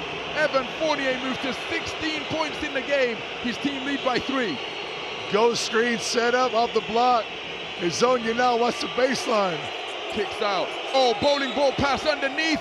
Can't find the finish, but a trip to the free throw line forthcoming for Gabriel Deck. That's good composure right there by Real Madrid after that last basket on the other side. Beautiful look. That's the Argentinians just putting that chemistry into action at the end of the game, but the penetration by Fournier was perfect. Coming off the ghost screen by Vezenkov, they didn't want to give him the 3, and it opens up the lane for Evan Fournier to step in and get the 2.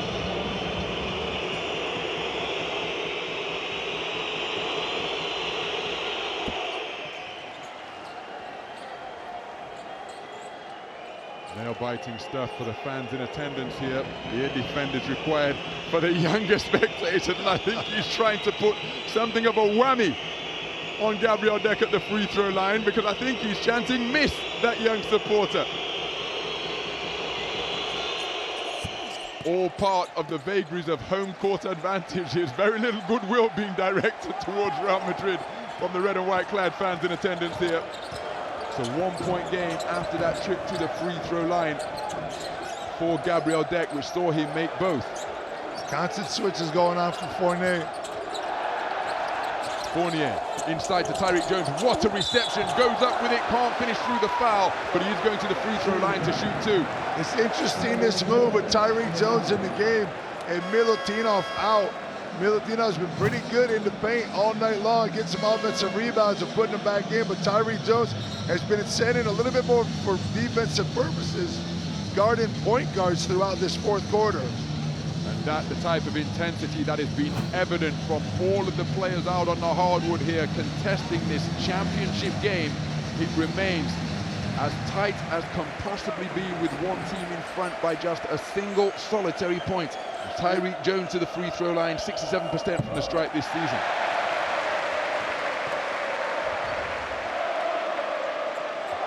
And there is the man who was so instrumental. Georgios Printezis in amongst the Olympiacos. It's harder to watch this than it is play around sometimes.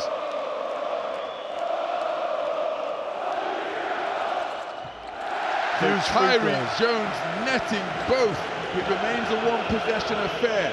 Olympiacos Piraeus leading by 3. And the fans seeking to make their presence be felt once again as Gabriel Deck attacks the middle. Goes all the way to the rack and finishes with both hands above the basket to bring his team back to within 1. He caught Vasenko flat-footed as soon as he caught that ball. Vasenko didn't have time to set up defensively.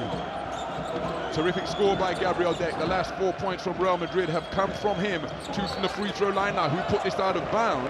Antonio was saying it was Fournier, and I think is Coach Sergio Scariolo looking to challenge this?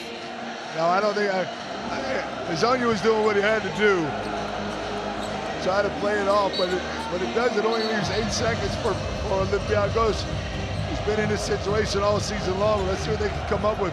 They've struggled with these last second possessions. Peters with a size advantage against Feliz. Turnaround Jay on the fade. Was there ever any doubt? Alec Peters continues with the metronomic consistency here in crunch time that he's demonstrated all Final Four long.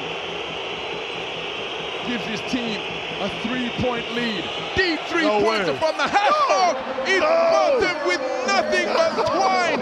Tickled beautifully from Super Mario Hezonja, who moves to 19 points in the game on 50% shooting from downtown. We are all square in crunch time of this championship finale as these 2 EuroLeague heavyweights continue to exchange big blows.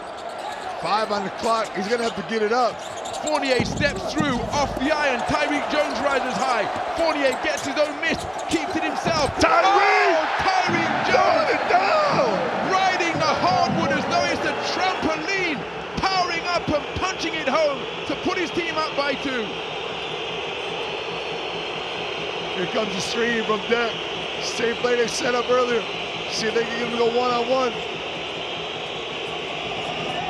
Go inside to Gabriel Deck, who touched it last. There's consultation between the on-court officials. They're not sure. This is a big call.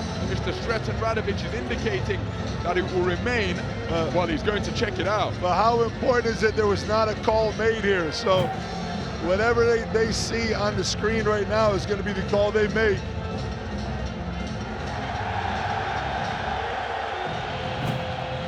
Your first perception looks like it's Deck.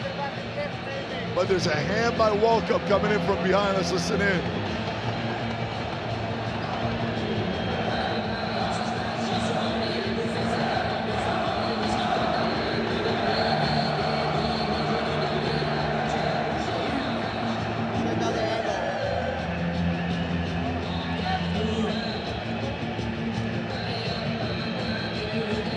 I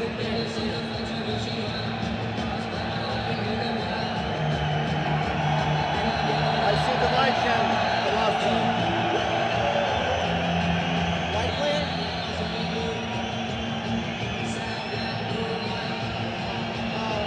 This is the red hand.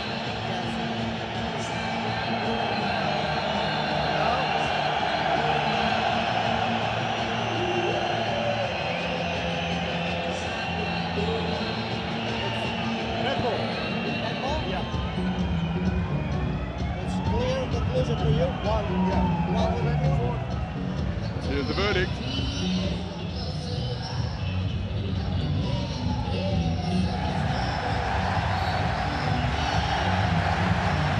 That's what it looked like to me too. It looked like Gabby Tech got that last hand on it. Didn't look like Walkup had anything near it, so you got another 24 seconds. How big of a possession is this? You can get this game under a minute, and they could be up 4 or 5 after this possession, Olympiacos, which really puts a lot of pressure on a team that's really struggled on the road. They've held up until now, Ron, but this last minute 22, oh man! Campasto gambled, but he pushed off Walkup, and again, that is a tussle between two top 10 ball thieves of all time in the EuroLeague. They were deadlocked with the identical number of takeaways coming into this championship game. Look at that swim move from Campasto, putting his hand on the lower back of Thomas Walkup, springing up to pocket the steal, but instead he's called for foul number 4. As Walkup going to line 75% throughout the season. Thomas Walkup stuck a couple big threes tonight. Now he's got to make some really important free throws. First trip to the free throw line for Thomas Walkup, and he rattles home the first. I'll tell you what, I mean, you go for the steal there. It's advantageous for Real Madrid to actually have the ball in their hands with a minute 22 left. You're not giving up 20 seconds on the shot clock. You might not give up a 3. You're just giving up 2 free throws. Rattles home the second one, put his team up 4, so. 2-score game here with a minute 20 remaining in regulation. Thomas Walkup, former EuroLeague best defender, one-on-one with Campasto. Not again. Doesn't hesitate, but it's an air ball. Sasha Vezenkov picks up the air ball at knee height, and that could well be the basketball game and the championships. With a minute remaining in regulation, it is advantage Olympiacos. Will it prove to be decisive? This place is about to erupt, Ron. They score a basket here on this possession. Double teaming, and it's a backcourt violation, is it? Or is it a foul on Feliz? They got the foul on Feliz. Feliz thought he had forced a backcourt violation by pushing the ball back into Olympiacos' own half. Let's take another look. Trey Lyles with a double team, and I don't think there's any doubt. Far too much physicality from Andres Feliz in fighting to secure that pick. And Fournier's feet were right where they needed to be. They were not over that half-court line, so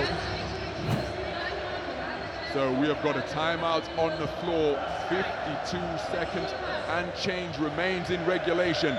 And Olympiacos have one hand on the EuroLeague trophy. But 52.9 seconds is an eternity in this beautiful game of basketball. And there could well be more twists and turns in the waning moments of regulation. Let's listen in to Coach Guardiola.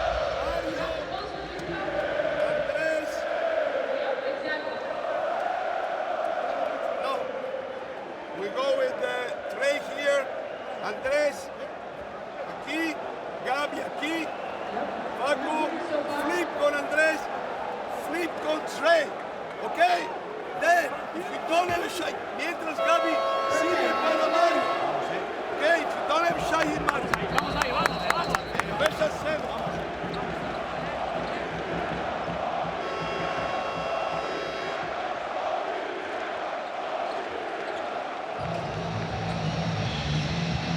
You get the sense that Georgios Printezis can barely bring himself to look.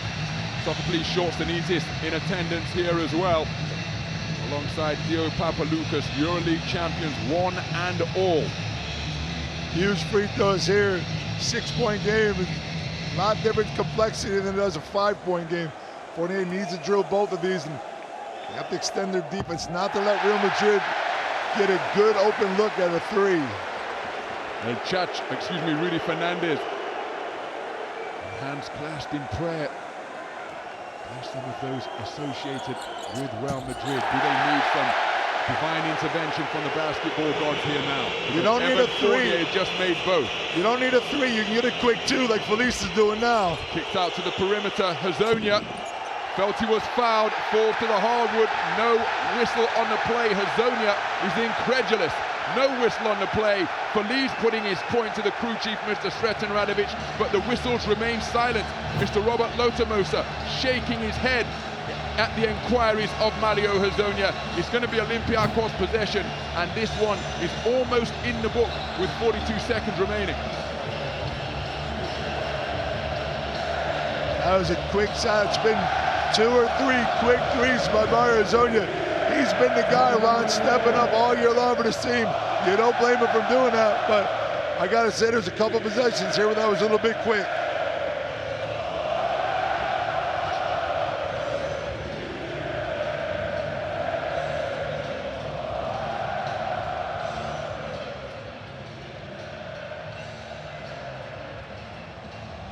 Well, you get the sense that they are beginning to dare to believe that they're about to be crowned as EuroLeague champions. The Sky Cam once again swooping around the Oaxaca and providing some fantastic images. All of these supporters celebrating en masse in the closing stages of regulation here, with Olympiacos up by 6 and with possession of the basketball.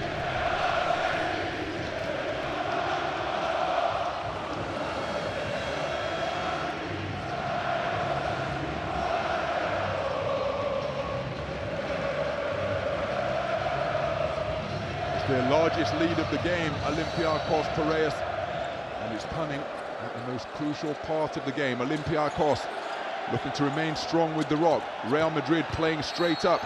Mario Hazonia eventually committing the foul against Evan Fournier. See Evan Fournier just putting his perspective across, and I think Hazonia is irate because he felt that he didn't get any love on his three-ball attempt when he fell to the floor. Absolutely, we didn't get a look at that three-point shot earlier, but I mean, these are definitely fouls by Hazonia. You understand his frustration if he feels like he did get fouled earlier, and that's what he's pointing at. He's not pointing at the referee, he's pointing at what happened down there when I shot the three. So Evan Fournier, who made his previous 2 free throws, using the free throw line very effectively are Olympiacos as they look to make this. It is now a 7-0 run, and Real Madrid have been held scoreless since the 2-minute 12 mark when Mario Hazonia hit that dramatic three-pointer. Evan Fournier gets the shooter's roll to make it a run of 8 points without reply, as Campasso pulls up off right, Fournier with the rebound. Now the ball given away, and rocking the rim for his first score of the second half is Trey Lyles, and he's done it again. You're kidding me. Oh, but he can't find the finish. He stays with it. How on earth did Trey Lyles miss that bunny on the interior beneath the basket? I don't know, but he's gonna have to go to the line and finish it off here real quick to get within 4. Look at Olympiacos had a little bit of trouble here getting this ball into bounds. They gave it up again. This time it's Peters. Vasenkov can't hold on to it. You got to bring that ball down and be strong with it. Vasenkov's got to go to the line. Scarcely believable that Trey Lyles wasn't able to make that second attempt when he found himself with a basketball in his hands beneath the basket. Other than the game's high scorer with 23 now, having netted his first score of the second half with that dunk. Well, Olympiacos is going to have to prepare themselves here for not a bounce play. They got too many players up in the front court. Send somebody out the half court. Madrid has 3 or 4 defenders in the zone trying to get that steal. He misses it on purpose. He does indeed, and it's fallen to Facundo Campasso. Corner 3, fouled in the act of shooting. 3 now. And if that is a 3 ball, he's going to the free throw line to shoot 3 with his team only trailing by 5. This could be the most devastating loss in EuroLeague history right here. And the turnaround. Was he on the line? Was it 3 or was it just 2? Either way, it could be a 1-possession game.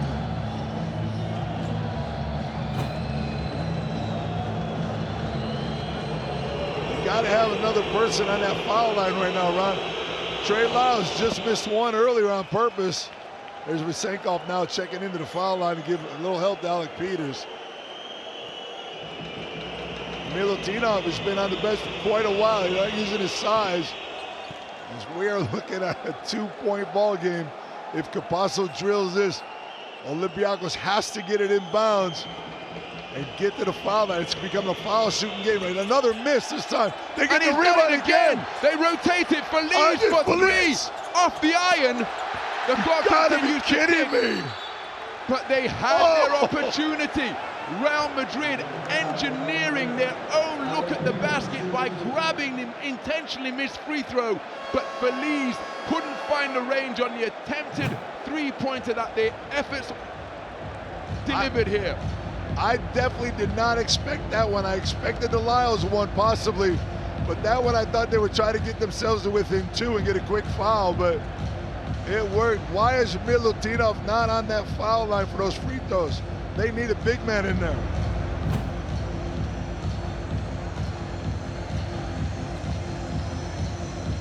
So Alec Peters missed one earlier.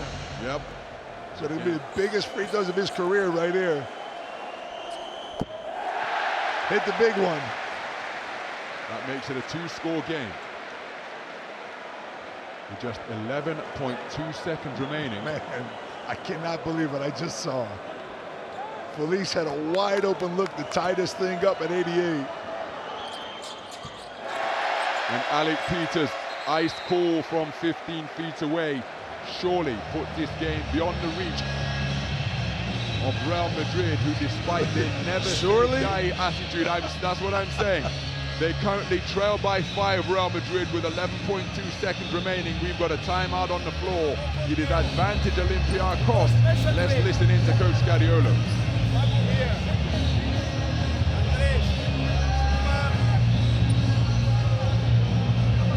Mario, Gabi, okay, lo queda el tuyo, Gabi, 3, corre fuerte, no Pepe, Mario, fake of the Pepe, you will go with the stagger, for Mario, get out, should listen, if it's a curl and a layup, it's okay, and they will foul him. Hey, listen, if I don't have Mario, I need an outlet. Maybe it's gonna be this guy.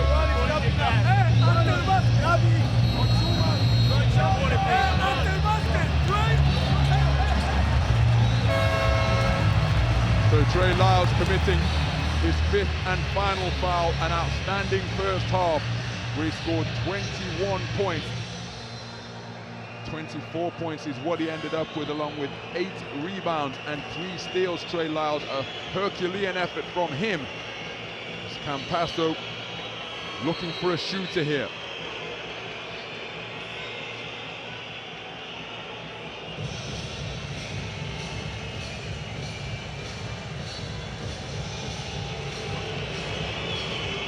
So Campasso needs a receiver. Chumaro Keke off the dribble, it's taking too long. Pull up 3 from the half-court logo is off the iron, and there it is. Alec Peters with possession. Now I think we've got a foul. The final buzzer has not yet sounded, but the celebrations have certainly started here at the OACA. What a wonderful moment for everybody associated with Olympiacos. We just need 1.9 seconds to make it official. Alec Peters will increase the disparity on the scoreboard. Is there any way they keep these people off the floor, Ron? That's the question. They have been waiting for this moment for so long. It's been their 5th straight Final Four. They've suffered some heartbreaking losses. And right now, Olympiacos. So this will make it a formality. Facundo Campasso dribbles it out. And the final buzzer, barely audible here at Telecom Center. And on the home of their arch basketball rivals, Panathinaikos at Tor Athens, Olympiacos Piraeus end a 13-year title-waiting drought to come away with their 4th EuroLeague title. A terrific accomplishment. by Coach Bartzokas and his band of red and white warriors. Coach Bartzokas winning 12 straight EuroLeague games here at the OACA. And that is why we have unconfined joy cascading down from the stands here at Telecom Center. This place that is normally a citadel of green has been changed into a sea of red and white. Soul-stirring celebrations reverberating all around the OACA as Olympiacos Piraeus secured their fourth EuroLeague title. Coach Bartzokas absolutely ecstatic. He was in charge when Olympiacos won their previous title back in 2013. And in this, yet another head-to-head between EuroLeague heavyweights Olympiacos Piraeus and Real Madrid. The title-winning showdowns have now been tied up at 2 wins apiece. After 4 pulsating quarters of play here at Telecom Center, Olympiacos Piraeus have prevailed to be crowned as EuroLeague champions. Look what it means to Evan Fournier, who came over here, didn't need to play anymore, came over here, gave his heart and soul to Olympiacos. That guy's got more money than most of the teams in Greece do. And I'm telling you what, you see him jumping around, pumping his chest. The presidents are happy. GM Nico is happy. Congratulations, Coach Bartzokas, who I know he struggled these last 4 years, losing it. And there's Princess who tearing up. They fought so hard on so many occasions, have suffered heartbreaking losses. Their last final epitomizing their heartbreak when Sergio Yui hit that mid-range jump shot over Mustafa Foul to give Los Blancos their 11th title. But here, no such disappointment endured. And after 4 stirring quarters of competition, Olympiacos Piraeus prevail by a final score of Olympiacos Piraeus 92, Real Madrid 85. Olympiacos Piraeus, the winners, and once again, EuroLeague champions. Well, only sport can deliver such contrasting emotions between 2 entities that were so close for the entirety of competition. There are tears of joy among everyone associated with the red and white of Olympiacos Piraeus, and tears of bitter disappointment for Real Madrid, who came so close, short-handed, an injury-riddled roster, a severely depleted front line to the point of decimation, and yet they made it through to the championship finale. They fought ferociously, they never gave in, even when they went down by as many as 8, they still managed to fight for the basketball and keep themselves in contention. But ultimately, the victory goes to Olympiacos, and to the victor, the spoils. Evan Fournier, the fan-winning favorite, garnering 34% of the vote. And the Motorola magic moment comes from Shaquille McKissick, who rolled back the years to uncoil a trademark rack attack from Shaq, dunking with the blow-by against Gabriel Deck. No dribble required, 2 steps to the hoop, and finishing with authority for the Motorola magic moment in this championship game.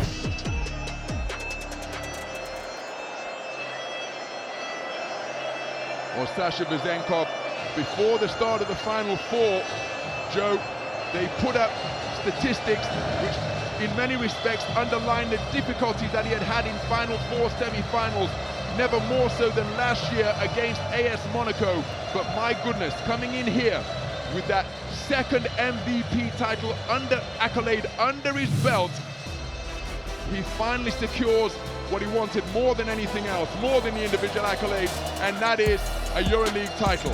And the player of the game is Alec Peters, who's capped what has been a magnificent Final Four run with another efficient display here tonight.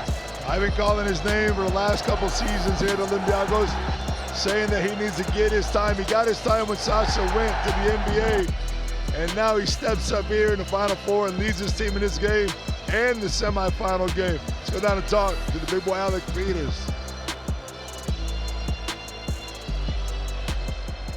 So Alec Peters back in family man mode after being locked in and concentrated for this entire weekend. He's making his way over to Martin Henlon now with the help of our floor managing producer Romain Haskins. Let's get his immediate post-game thoughts after being declared as the player of the game. Alec Peters and Ava Peters, how's this sound? You are now the EuroLeague champions. Blessed is the only word. I get to do this in front of my family, with my daughter here, my wife, my mom, my sister here, my family back at home. I've been trying to climb this mountain since I first came in the league in 2019, and it's just a blessed feeling, man. To bring so much joy to everybody here and to ourselves, the club. We've been working at this for a long time, and this is just, it's euphoric, man. We're just like, God has blessed us unbelievably. And you gave us an MVP performance. You are a worthy MVP of the championship game. How does that feel in the context of your whole team? Man, this team, 4 years of blood, sweat, tears with this group. It could have been any one of us, man. I don't know. Usually I got the words, and today, right now, in this moment, you know, my daughter might have more words to say than me. I'm just incredibly blessed, man. Alec, thank you very much. Thank you. Lovely to meet you, Ava. Congratulations. You're the MVP and the EuroLeague champion. Thank you, sir. So Alec Peters securing his second EuroLeague crown, adding to the one that he won with CSKA Moscow in 2019. The most underrated player in the EuroLeague. I've been saying it for years. So, the player of this championship game, let's hear from the championship winning coach, Coach Bartzokas, now a two-time champ. Coach Bartzokas, congratulations. You are the EuroLeague champion for 2026. How does that feel? We are feeling great. We deserve it. We suffered today. Real Madrid played an excellent game. That's why this is a huge club. But we managed to win, although the pressure was all in front of our shoulders. I think we deserve it with the way we played the whole year in the playoffs, in the Final Four. Congratulations to the owners, to the fans, to the players, to everybody. And we talked about adjustments in the first half when Real Madrid were making all those threes. You started to double team Trey Lyles, 21 points the first, 3 in the second. Yes. That's credit to the effort, your team responding to instructions. This is what we said in the halftime.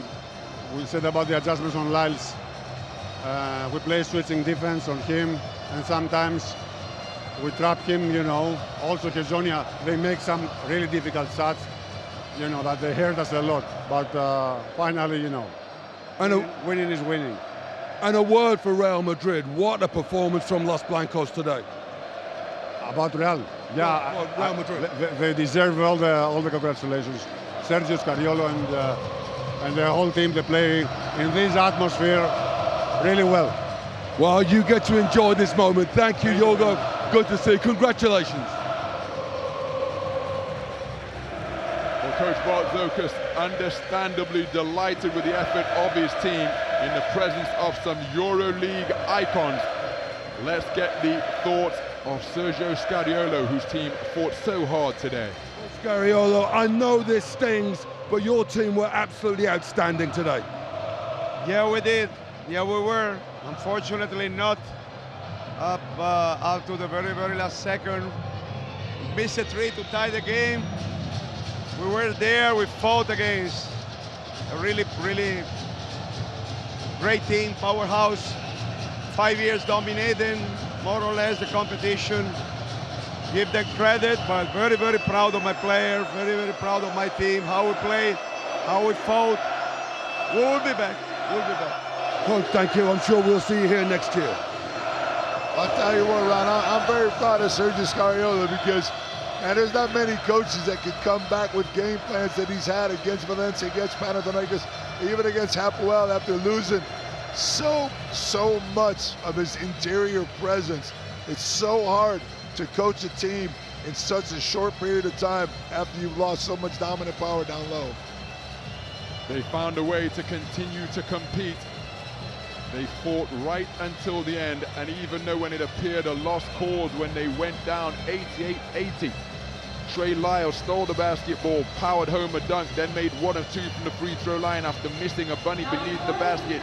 Then Facundo Campasso with a pair of free throws before intentionally missing the third, but that was as close as they were able to get. And Alec Peters icing proceedings from the free throw line. And that beautiful piece of championship hardware will shortly be presented to Olympiacos Piraeus.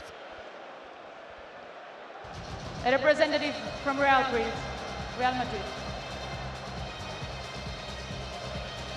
Well, just a few hours ago, and indeed just a few moments ago, Real Madrid were in contention for the EuroLeague title. And now, despite their best efforts, they come away with a runners-up trophy. And for players such as Sergio Yui, and for a club and an institution with 11 titles under their belt, this won't feel too good for them right now. But as you say, hopefully in days to come they can look back on the manner in which they performed and adjusted with tremendous pride. It never feels good, Ron. I've been on both sides of that ball, and those tears you were talking about before, the tears of joy and the tears of sadness are just, they're undescribable in this moment for Real Madrid. Who they have the championship DNA, they've been there so many times, but they've also lost so many times. They know how to take it. They'll be back, as Sergio Scariolo said. So the presentation party about to hand out the individual accolade of the Final Four MVP. Alec Peters has just been named the best player of the final, but now the overall Final Four weekend as a whole will be taken into consideration.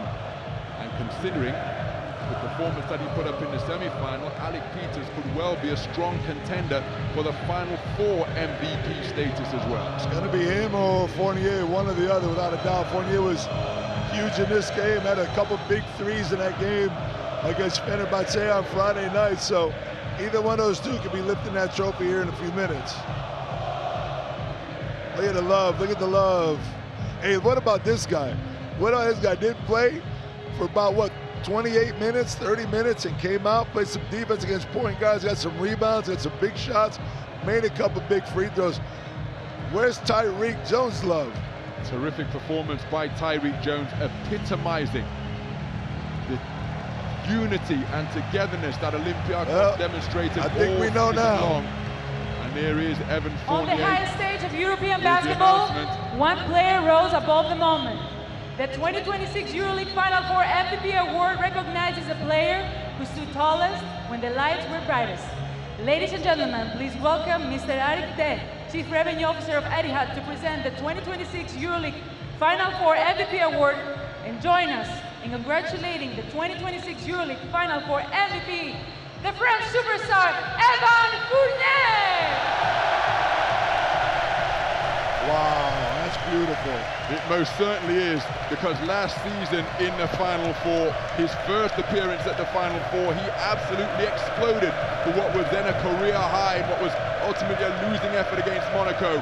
He's come back this season. Olympiacos have returned to the Final Four, and he has been outstanding once again. Truth be told, he's been outstanding all playoffs and postseason long, but here in the championship game, he led his team in scoring with 20 points, perfect from the free throw line, 3 of 7 from downtown, 5 rebounds, a steal, 4 assists as well, and not just the numbers, but the context in which he did it when his team was struggling to get their nose to the head, when they were struggling to hang on to Real Madrid's rampant offense.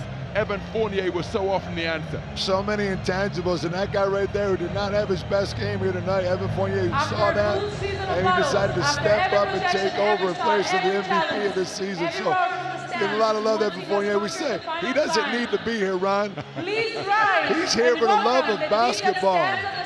European basketball, the 2026 EuroLeague champions, Olympiacos Piraeus.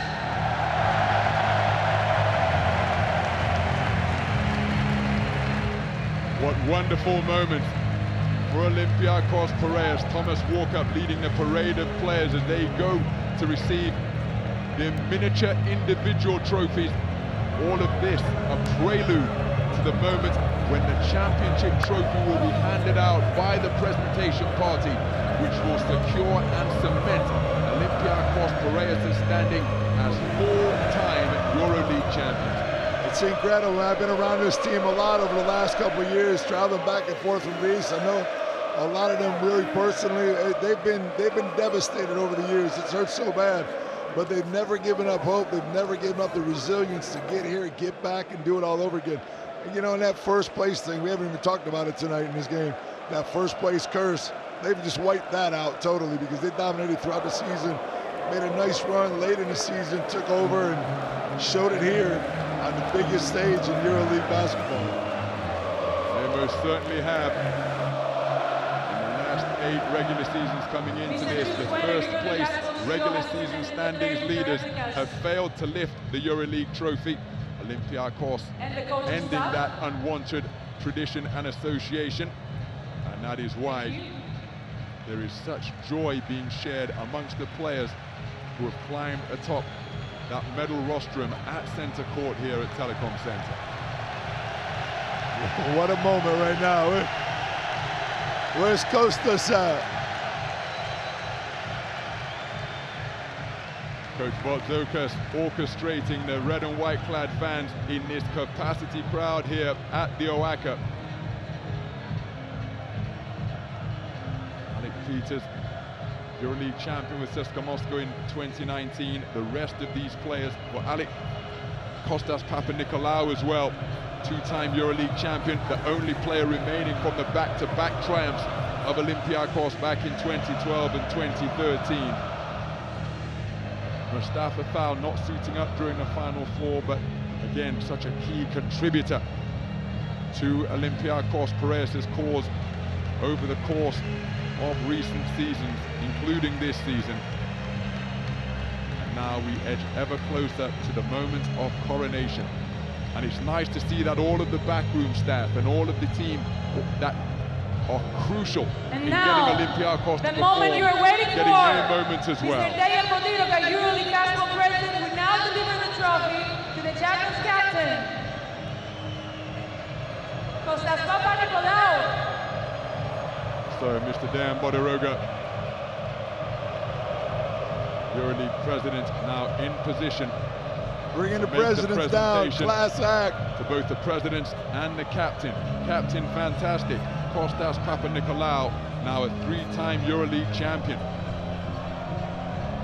He's been here before, it's been a long time to get back to this moment once again. Here we go, baby, Esigala! Esigala Kostas! Olympiacos Piraeus are the EuroLeague champions.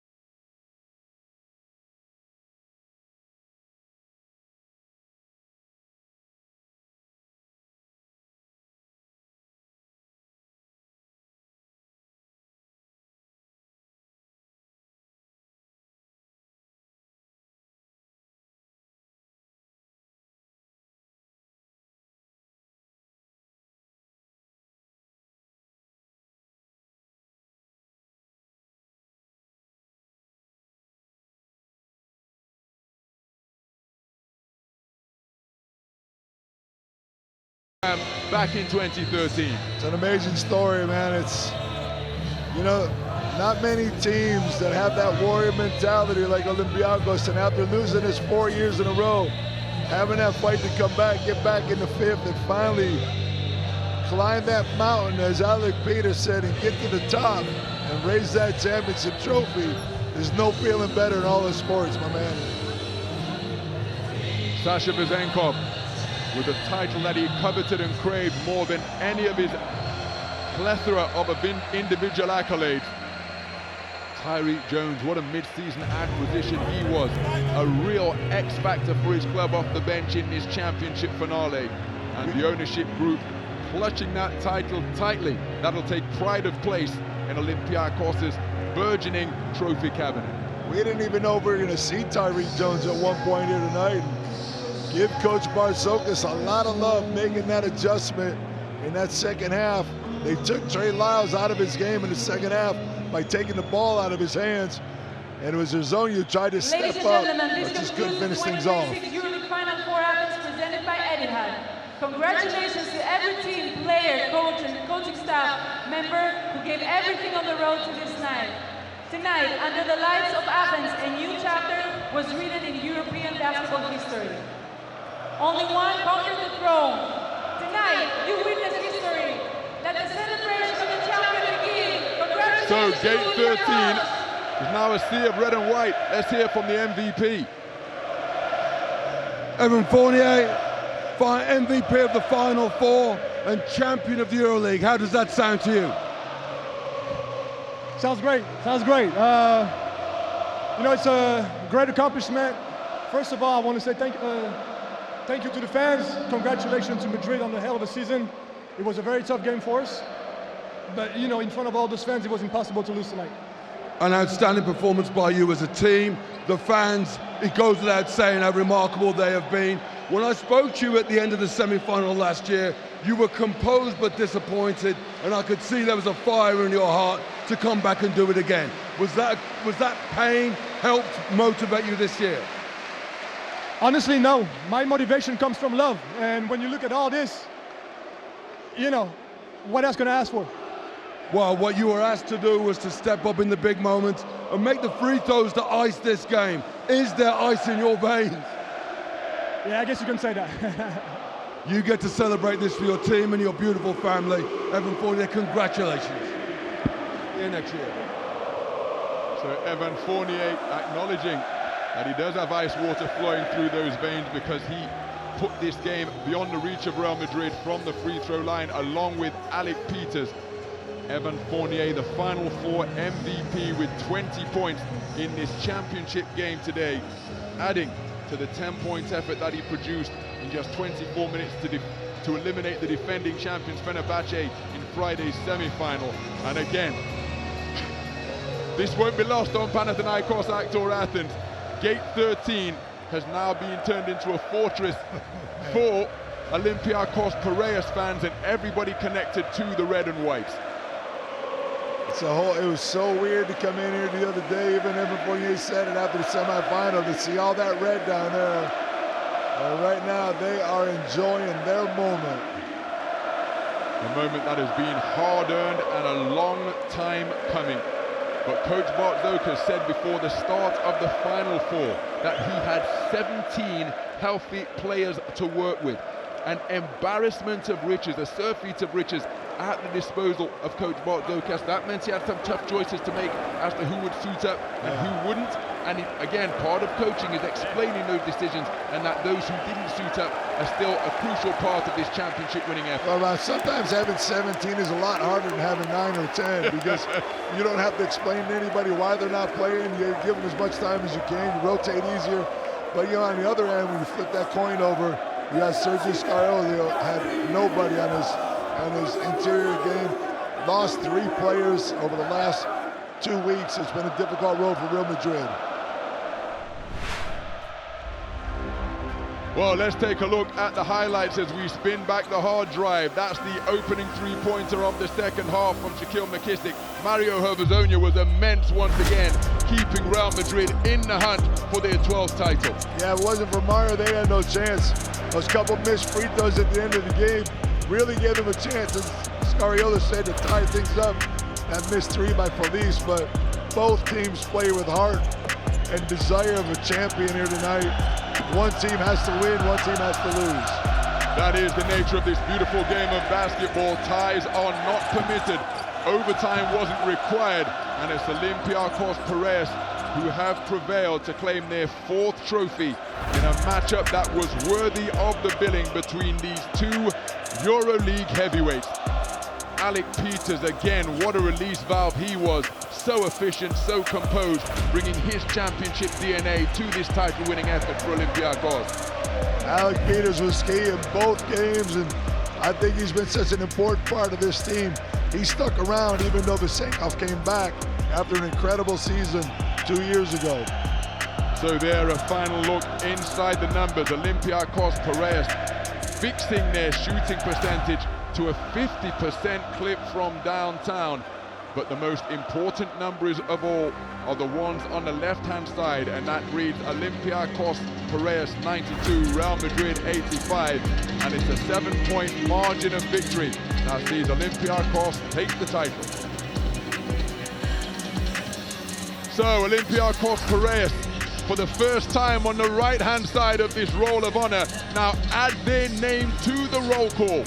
See those back-to-back triumphs in 2012 and 2013, and after the heartbreak of making 4 previous consecutive Final Fours, Coach Bartzokas and his band of red and white warriors finally get it right over the course of this Final Four weekend to come away with the crown. Well, I'm already looking out to next year. Will it look like that if you flip the page over and they double up again right at the bottom of that screen? Well, no doubt, given the nature of Coach Bartzokas and the nature of athletes, they will be thinking about back-to-back. They will be thinking about running it back.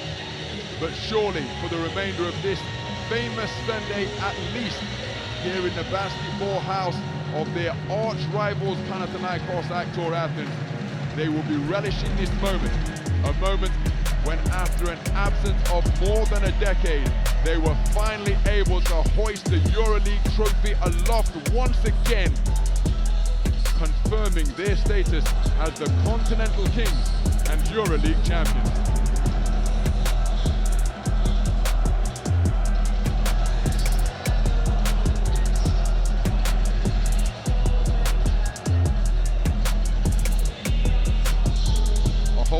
Of emotions being experienced, the amount of work that has gone in, the memories of the near misses, the memories of the heartbreaks, the injuries, the sacrifice, the time away from families. And again, the families deserve immense credit to allow these athletes to be able to come out and perform the support that they receive away from the medical staff, away from the admin staff of Olympiacos. The family structure is so important because when they leave the confines of these athletic arenas, they've got to go home and be family men. And the family structure allows them to do that and come out and perform on game day. There's nothing more difficult than having to deal with a husband, a father, or whatever you want to call it, that comes home after any loss, even if it's round 17. It's tough. Families stick by their players, stick by their men. They come out here and do their job. It's impressive all around. It's a team effort from everybody. So, Joe, briefly, final thoughts on what has been a magnificent Final Four weekend. Get rid of that first play curse and move on. Olympiacos are champions. Well, that wraps it up. Olympiacos Piraeus, in the home of their arch basketball rivals, are the winners and 4-time EuroLeague champs. Bye for now. The ancient city, where myth and legend live on every corner.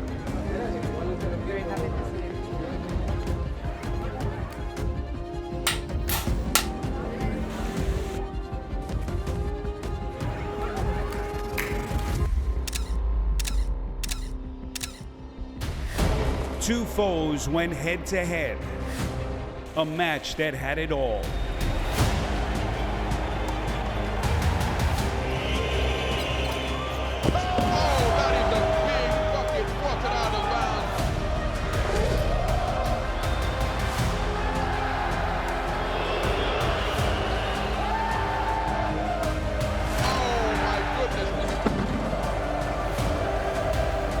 but it is victory to Olympiacos Piraeus. But who would join them for the ultimate prize? Everything given for the team.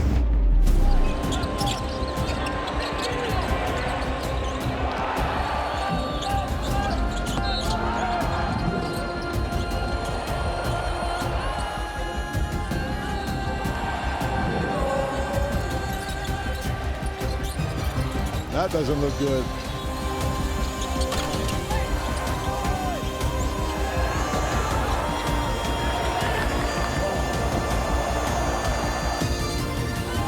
Valencia basket, 90. Real Madrid, 105. On the cusp of basketball immortality, only one can become legend. Olympiacos Piraeus and Real Madrid, the clash of basketball titans.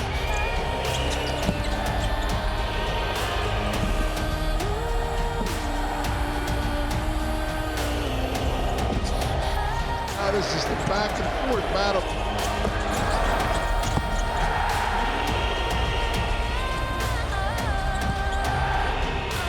On a night where history was written, one team will forever be remembered.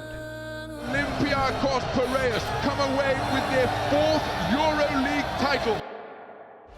EuroLeague brought to you by